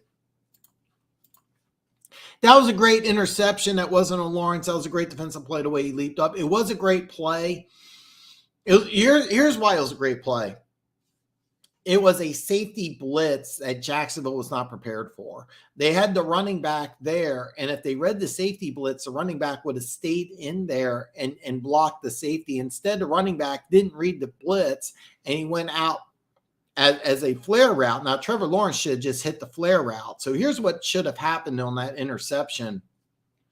One, the running back should have stayed in and blocked. That's his number one goal. The running back made a mistake. Trevor Lawrence did not make the right read. Instead of throwing to the flare route, which he should have done, instead of flaring out to the side, he went ahead and threw the ball. The wide receiver was not ready or expecting that play.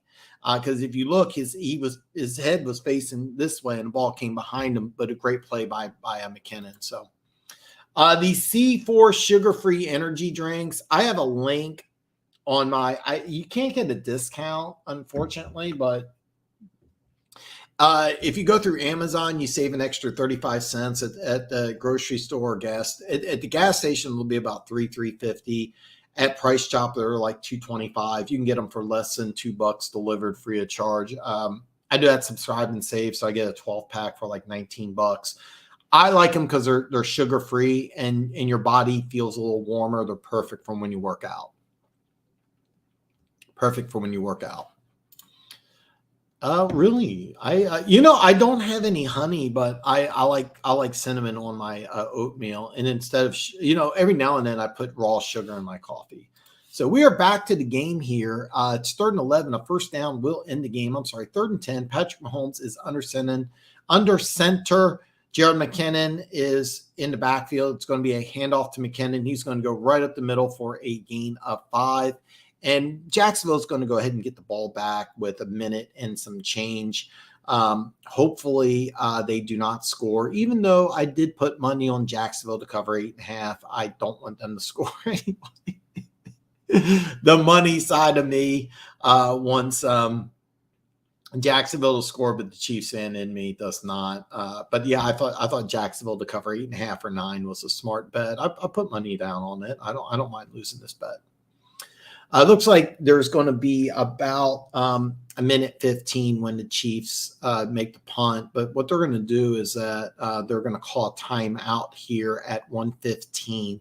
So what the Kansas City Chiefs did was call a timeout at 1:15 before they get ready to punt the ball. They just want to make sure that everything is set up right. And by the way, Jamal Agnew's done a fantastic job with kickoff returns, and he's one of the most dangerous punt returners in the National Football League. He does not have a special teams touchdown this year, but did score on a punt return.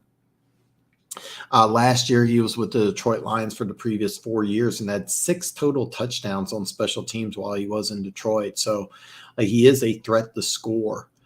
So this game is not over yet, even though it looks good. It's going to be 1:16 left. And so hopefully our Pro Bowl punter, Tommy Thompson, gets a good one here. The punt is up and away, and it's a short one. Agnew's going to get it to 25, breaks the tackle at the 30. He's going to try to reverse field, and then he cuts back to the Jaguars bench, gets a gain of 7. So the Chiefs special teams unit did its job.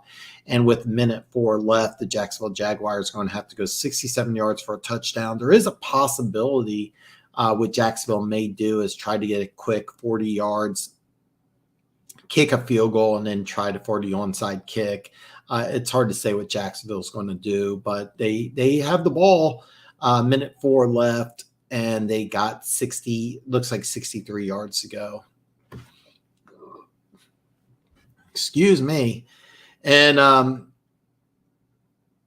we are minute 4 away from the Kansas City Chiefs advancing to the AFC Championship game. Trevor Lawrence will be in shotgun formation. He's got Jermichael Hasty to his right. We haven't seen Travis Etienne for a while. He is out of the game, it looks like. The Chiefs bring pressure with a blitz. Lawrence avoids the pressure, gets a nice pass to Zay Jones. It's going to be a completion for about 11-yard gain here. Very nice play. So what the Chiefs did is that they had a nice blitz. They blitzed Watson and Byron Cook, both rookie defensive backs. Byron Cook's a nice second-round pick out of Cincinnati, who the Chiefs are using more and more.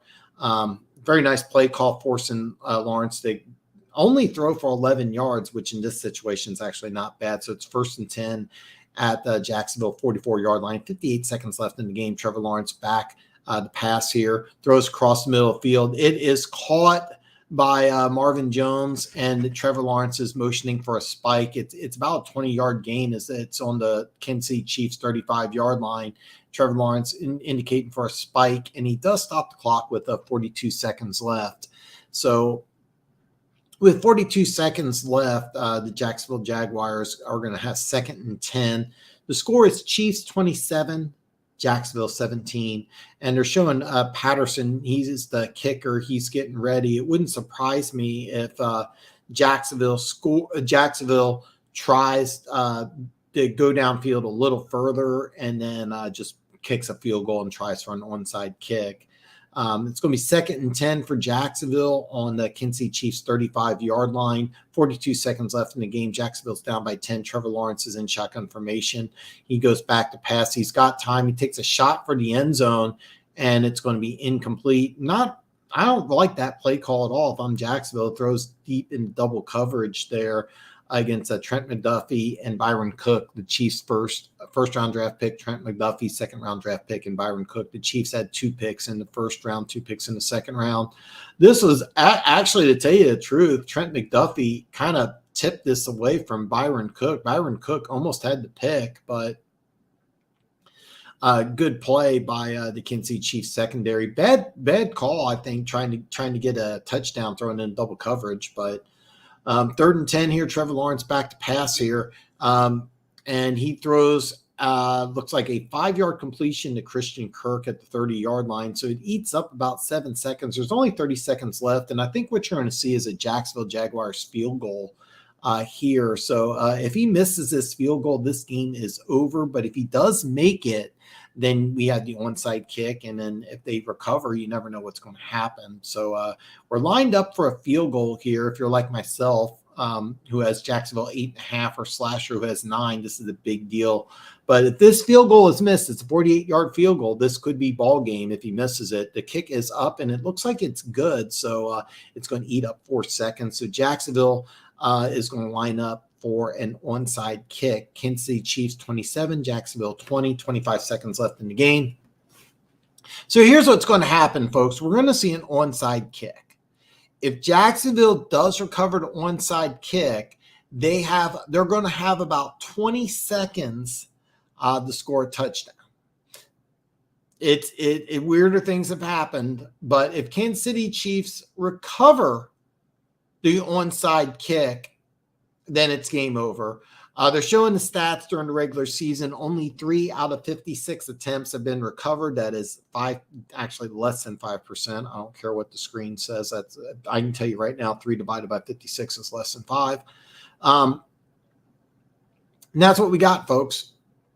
So the game comes down to an onside kick. The Chiefs recover. They advance to the AFC Championship game. Jacksonville recovers. We might have overtime. You never know what's going to happen. 25 seconds left in the game. No timeouts by the Jacksonville Jaguars as they prepare to kick an onside kick. No motion, no shifting. It bounces, and it is recovered by Cardavious Toney. This is over. The Kansas City Chiefs will advance to the AFC Championship game. Nice return by Cardavious Toney. What a great win by the Kansas City Chiefs. Patrick Mahomes is not in good shape. He's not going to be 100% going into the AFC Championship game. I can tell you that right now. But he's on the field for the final snap of the game, and he's going to take a knee. And Trevor Lawrence is there with one of the assistant coaches. I believe it's the offensive coordinator being consoled. And Trevor Lawrence has nothing to be embarrassed of. He had a great season. He's my favorite to be NFL MVP next year. The Jacksonville Jaguars had a great season. They just came up short against the Kansas City Chiefs team that's advancing to its 5th straight AFC Championship game. So whoever wins Sunday will play Kansas City Chiefs. If it's the Cincinnati Bengals will travel to Arrowhead. If it's the Buffalo Bills, it'll be that really crazy situation where they're going to play the game in Atlanta in a neutral site. And they're showing the Jacksonville Jaguars. All those guys look really, really upset, and I get it completely.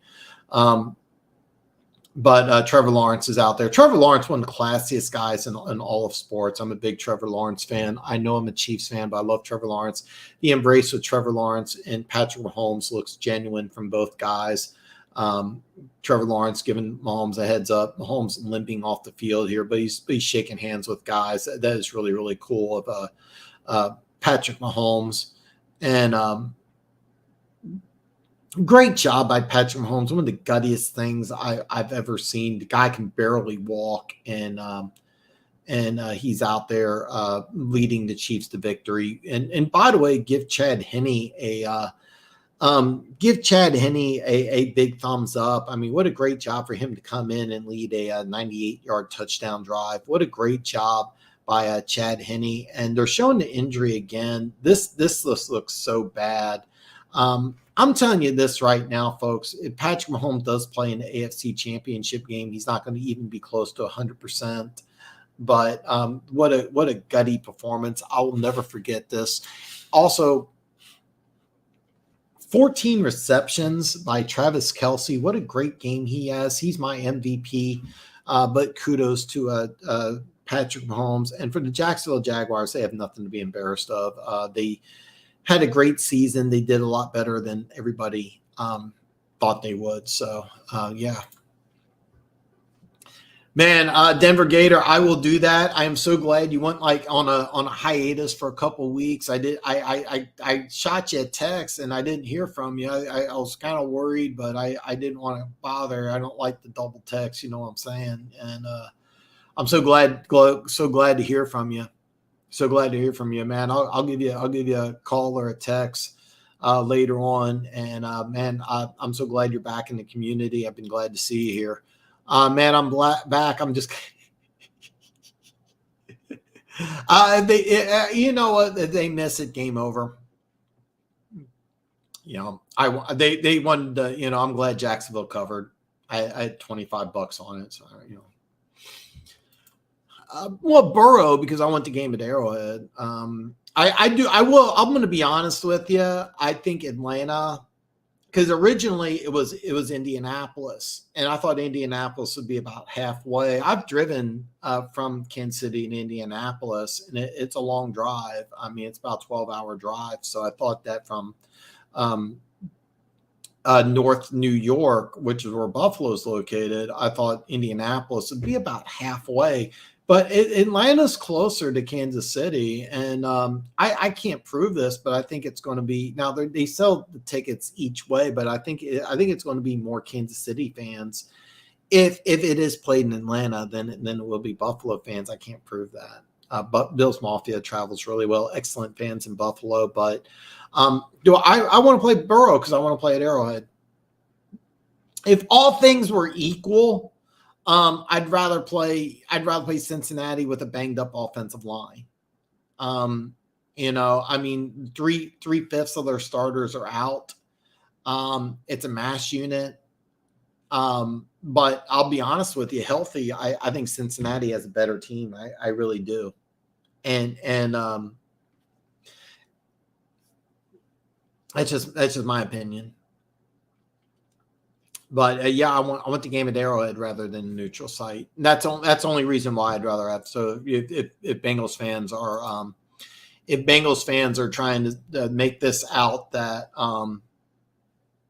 if Bengals fans are trying to make this out as bulletin board material, it has nothing to do with it. It's bottom line. It's I just want the game at Arrowhead. So yeah, and yeah, Chiefs get a good one. I got my backdoor covered too, brother. I got my backdoor cover. I love the Lawrence character. Yeah, I'm a big Trevor Lawrence fan. And I think he's going to be the 2023 MVP. I like Jacksonville's doing some really great things in Duval, and the rest of the AFC better be put on notice. And you know what? Look at all these great quarterbacks in the NFL. You got Mahomes, you got Allen, you got Burrow, and I think Lawrence is going to join that elite group. I really do. I really think he's going to enjoy that. It's in Atlanta only if it's Buffalo. If Cincinnati wins, it'll be at Arrowhead. I mean, he was even hopping, handing the ball off. Maybe he was playing off adrenaline. Maybe he'll see. Yeah, and I hate doing this. I'm obviously not an athlete, but I remember playing backyard football and I ended up breaking a bone in my foot, and I still played for like another 15, 20 minutes. Then it got to be where I was like, man, I'm having some real problems. So we decided to end the game. And then I drove home and I could barely walk. And my dad's like, we're going to the hospital. And I had a broken bone in my foot. And with adrenaline pumping, you can do amazing things. And I think that it's pretty easy to see if it was a broken bone. I don't know this for a fact. I have no idea what took place, but I think that it would have been easy to see if it was a break. And if it was a break, you got a guy, you signed a $500 million deal, you sideline him. So I'm willing to bet that the testing that they did showed it wasn't a break, but I mean, the guy could barely move. I mean, I'll never forget this. I'll remember this as the one-legged game, but Kelsey with 14 catches, NFL tight end record for the postseason. I do too. I think Henny would have been able to get it done because with Henny, you have the whole playbook open. With a younger quarterback, you have to maybe change the plays, cut out a lot of things, but I think they could have. And the main reason is because they wanted to use Kelsey one-on-one, and that was a bad deal. This game was won basically the way that they went ahead and covered Kelsey. They used a lot of one-on-one. They were trying to use Josh Allen and Arden Key in coverage for a couple of those key receptions. They didn't bracket him. They didn't really try to take him away.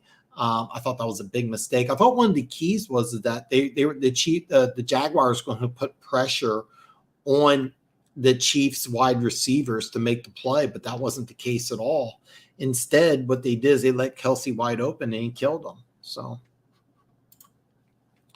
almost all the cat teams will be except Panthers probably won pride depending on the quarterback. I'll be honest with you. The Panthers are kind of my favorite to land Sean Payton. And the reason why is that I think he would really like it. And the only problem is that the Panthers really need their first-round draft pick because they really want a quarterback. The only exception would be if that Payton could get a veteran quarterback that he wanted. And I don't know if he likes Trevor Lawrence enough that he would want to get up. Or, I'm sorry, not Trevor Lawrence, but Derek Carr. I got Trevor Lawrence on the brain. But you know, he may also say, hey, you know what? Let's get a guy for year one, and then year two, I'll draft my guy. I don't know. Yeah, I forgot about them. Literally, the Henne drive was the difference. Chiefs D was outstanding too. That drive was crucial. Henne came in on a 98-yard drive. Yeah, Chad Henne is phenomenal. And he also stepped in when the Chiefs won the Super Bowl. When the Chiefs won the Super Bowl, Mahomes went out, and it was actually a key fourth down play. The score was 27-22, and Cleveland is having a lot of success moving the ball. They scored a touchdown to make it a 5-score game. And on 4th and 1, the Chiefs ran a passing play. It was a sprint rollout, and Henne made the completion that iced the game out. So, yeah. You are not the only one to say this one, Pride 40. Mahomes sounds like Kermit the Frog. You're not the only one that says that. It's kind of been a joke. I'm actually wondering if, like, sometimes they have the superstar players go on Saturday Night Live. Joe Montana wasn't bad. J.J. Watt was surprisingly good. I'm trying to remember who else. Brady was awesome on Saturday Night Live, and so was Peyton Manning. Eli Manning was pretty good too. But I would love to see Patrick Mahomes. Like I haven't watched Saturday Night Live in years. It's too it's not good anymore, but I would love to see like Patrick Mahomes do Saturday Night Live. Like I would tune in to watch that. But yeah, he sounds like Kermit the Frog, and I think you could make fun of him for that, and I think he'd get kicked out of it. That actually is impressive to me. To be a backup in the league that long is impressive, because guys will get rid of you if you stink. They won't keep you around for that long if you have no value. And here's the deal: there's always like, take a look at Tampa Bay. They got Blaine Gabbert, and then they drafted Kellen Trask. And what the plan is that if they kept Brady, they would probably elevate Trask and get rid of Gabbert. And you notice that's what teams do. You'll do one of two things. You either have a young up and coming guy who could potentially be a starter, or you have a veteran guy that you can step in who can run your offense. Tampa Bay and Blaine Gabbert can do all those things. And the Chiefs for a long time had Chase Daniel, and I kind of bring that up because it's funny. Chase Daniel and Blaine Gabbert were like hand in hand. They went to the same high school. They both went to MU. And then they both went to the NFL. They weren't on the same team, to the best of my knowledge. Blaine Gabbert was the 9th overall pick for the Jacksonville Jaguars. Never panned out, but they got Trevor Lawrence, so they're doing good with the quarterback position. So kudos to the Jacksonville Jaguars. But Blaine Gabbert, I think he's 33, 34. He's still in the NFL because he still has value as a backup quarterback. Chad Henne's like 39, and there was a lot of talk about getting rid of Chad Henne, because he counts for like $3 or $4 million against the cap. I mean, you know, and sometimes you have to be a cap casualty, and you really need a guy like Henne when you have an NFL MVP guy like Patrick Mahomes. Well, the answer is yeah, you want to go ahead and keep Mahomes because so. Yeah. By the way, I'll be honest with you. I didn't want Mahomes. I actually wanted Trubisky. Trubisky was my number one guy, and I wasn't sure about Watson, and I didn't want Mahomes. I was very much against this draft. And the thing is, though, what happened is the Chiefs traded with Buffalo. They gave up 2 number ones, and then at 27, which would have been the Chiefs' pick, the Bills ended up picking up. What's his? Is going to drive me nuts too. I can't believe I'm forgetting the guy's name. I'm gonna look it up. I can't believe it. Tre'Davious White. I'm sorry. I remember. I didn't have to look it up. I was getting ready to. I didn't have to, but Tre'Davious White was the guy that the Chiefs would have gotten, and the Chiefs needed a corner at the time. So I was so unhappy with that because I really wanted the Chiefs to get a stud corner, which they needed. And Tre'Davious White's been an excellent player in the NFL, and he would have been great for the Kansas City Chiefs. So I was not happy, but it worked out okay. I'm not perfect with the draft. Should we go QB with our first round pick? Maybe a Richardson type quarterback. Well, here's the problem is that you're going to pick pretty late in the draft. And I was looking over mock drafts yesterday, and I forget off the top of my head where you guys pick. I want to say you guys pick 22 or 23 or something like that. I think I saw a mock draft where it was Daniel Jeremiah of the NFL Network. He had the Ravens picking Anthony Richardson at 22. I think he had Tampa Bay taking a corner. I don't remember. Anyhow, I think Richardson's going to go top 15, maybe even top 10. I think that the more and more teams look at this kid, he's going to go way, way higher. If he's available and Tampa Bay doesn't have to trade up 100%. Now, I can't speak for the Tampa Bay Bucks, but I know that Bowles is more of an old school guy, and I think he wants a veteran. And my guess would be if you had to say, Dan, tell me who the starting quarterback is for Tampa Bay in 2023, I think it's going to be Derek Carr. I really do. I think that you're going to get a veteran, and I think that you're going to try to build this team around because you have a really good defense. You have a good offensive line when you're healthy. You have some really awesome weapons. And, a guy like Derek Carr could come in and you guys could win 10 to 12 games pretty easily. I think pretty highly of Derek Carr, of course. If you can get Richardson, great. Here's another thing. You used the second round pick on that Kellen Trask guy out of Florida who I loved. Is he a guy that you can build around? Do you feel comfortable with Blaine Gabbert? There's a lot of questions there, but if Richardson's available when you pick, should you pull the trigger? Absolutely. I like Anthony Richardson a lot, and I think in the right situation, he could be a star. The thing is with Tampa Bay is that he would be a guy that would not start year one, but he would play, and you'd use him in some situations. So Mahomes is the best quarterback in the NFL. Now, who am I a fan of? But yeah, he's the best quarterback in the NFL.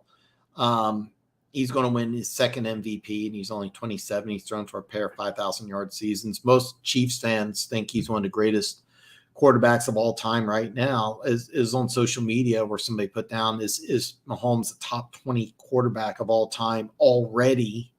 If and I was like, if he said already, is like he doesn't even play anymore, so he doesn't win a Super Bowl. Put down no, and I got some hate comments. I'm like, God, we're talking top 20 all time. But is Patrick Mahomes the best quarterback in football? I think he is. I mean, I'm biased, so it's not fair for me to say that. Giants got to be feeling good, too. If they can upset the Eagles and somehow Dallas can pick off the Niners, they can face another team they know a lot and have a shotgun. Seriously, amazement. I think it's going to be Eagles Cowboys. I think the Cowboys are going to pull an upset. I really believe this. And, yeah.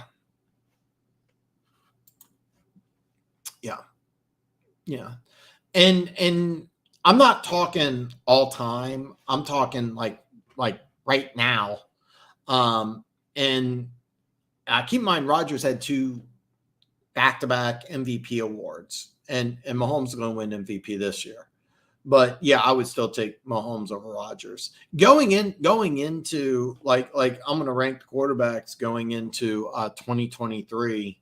I mean, it's going to be Mahomes 1, and in number 2, you could put. I'm gonna throw out Justin Herbert, even though a lot of people think I'm nuts. You got like Justin Herbert, Joe Burrow, or Josh Allen at number 2, and then I think Rodgers might fall. Somewhere between 5 and 10. I don't know what Rodgers has left or doesn't. And I don't know if he's going to be the quarterback of the Green Bay Packers next year. And that's an interesting story to happen this offseason. There's a lot of, craziness that's going to happen between now and the end of the season. So, Yeah, right now, Patrick Mahomes is the best quarterback and the best player, and he's going to win MVP. And he's in the AFC Championship game. So if you're a Chiefs fan, you got to love it. And listen, I'm going to be on next week. I'm going to do play-by-play for the AFC Championship game. Hopefully it's at Arrowhead, but if it's in Atlanta, then I'm going to do it. Don't forget, I'm going to go live Friday, 7 p.m. Central Standard Time. I'm also going to have a video. Hopefully it'll come out Tuesday, top 10 Super Bowl teams of all time. If not, then it'll be the week after. It'll be just right after the AFC Championship games. Hopefully I can get it done and get that out. And then I'll have my picks video for the AFC and NFC Championship game. That should come out Tuesday. I don't know. He's flirting with retirement or that's going to be such an interesting story. If you're Aaron Rodgers, maybe you want to go to the Raiders, or maybe you want to go to Tampa Bay. I mean, I don't know. I mean, Rodgers is a different type of dude, and unlike a lot of NFL players, I mean, he did a phenomenal job hosting Jeopardy. I mean, he could easily go into television. He can do his own thing. He can play football. He thinks he can still be an MVP caliber player. I'm not saying he can't, but I mean, if you had to say who's the best player in the NFL, I'm going to tell you the best player in the NFL is Patrick Mahomes. So on that comment, unless anybody else has anything, I'm going to wrap this up. Guys, thank you so much for tuning in. Please give me a thumbs up. Please share this video with your friends and family. I'm very close to 950 subscribers. I'm only 6 away as I started this. Maybe I gained 1 or 2. YouTube's kind of strange that way. So any prop suggestions, Eagles or Giants? I think AJ Brown's going to have a big game. And the reason why I say that is that I love the Giants defense, but their secondary is a little iffy. And I think that if I'm the Eagles, I really want to focus. I don't know why. I tried saying focus and showcase in the same word. Focus and showcase AJ Brown. So I'm kind of leaning towards anything AJ Brown related. Barkley has to have a big game if the Giants are going to keep this close. But if I'm, I don't know what the number is, but you may want to put some action on Daniel Jones over on passing yards if you get a good number. And the reason why I say this is because if you're the way that the Giants are going to approach this game, the way the Eagles are going to approach this game is they're going to try to stuff the run. And they're going to try to force the Giants to pass because they got a couple really good corners. They got a good pass rush. And so that's what you would do. And then the Eagles, on the other hand, what they're going to try to do, the Giants, on the other hand, what they're going to try to do is they're going to test how Jalen Hurts is. They're going to do everything they can to test out Jalen Hurts, because if Jalen Hurts can't play the way that he normally can, then that's a big problem. And that's one thing you're going to have to see. So I think they're going to test them early. I think they're going to throw some blitzes. I think you're going to see some zero coverage. And the way you go against zero coverage is you're going to get some one-on-one matchups. And I think what you do is you throw the ball to your best receiver, which is AJ Brown. So I think he's going to have a big game. But if he's not 100%, the Giants could easily win this one. I don't have any action on any other games. I like Kansas City to cover 8.5, and we'll see what happens. But let me know how you do, Amazement. And with that, I'm going to wrap up. Guys, thank you so much. I can't thank you enough for joining me to watch this game. I had a lot of fun, and I hope everybody has a great time watching the next game. And I hope that you join me on my live stream on Friday. Check out my videos I'm going to release on Tuesday. There could be 2, but there might be only 1. And I'll see you guys again very soon.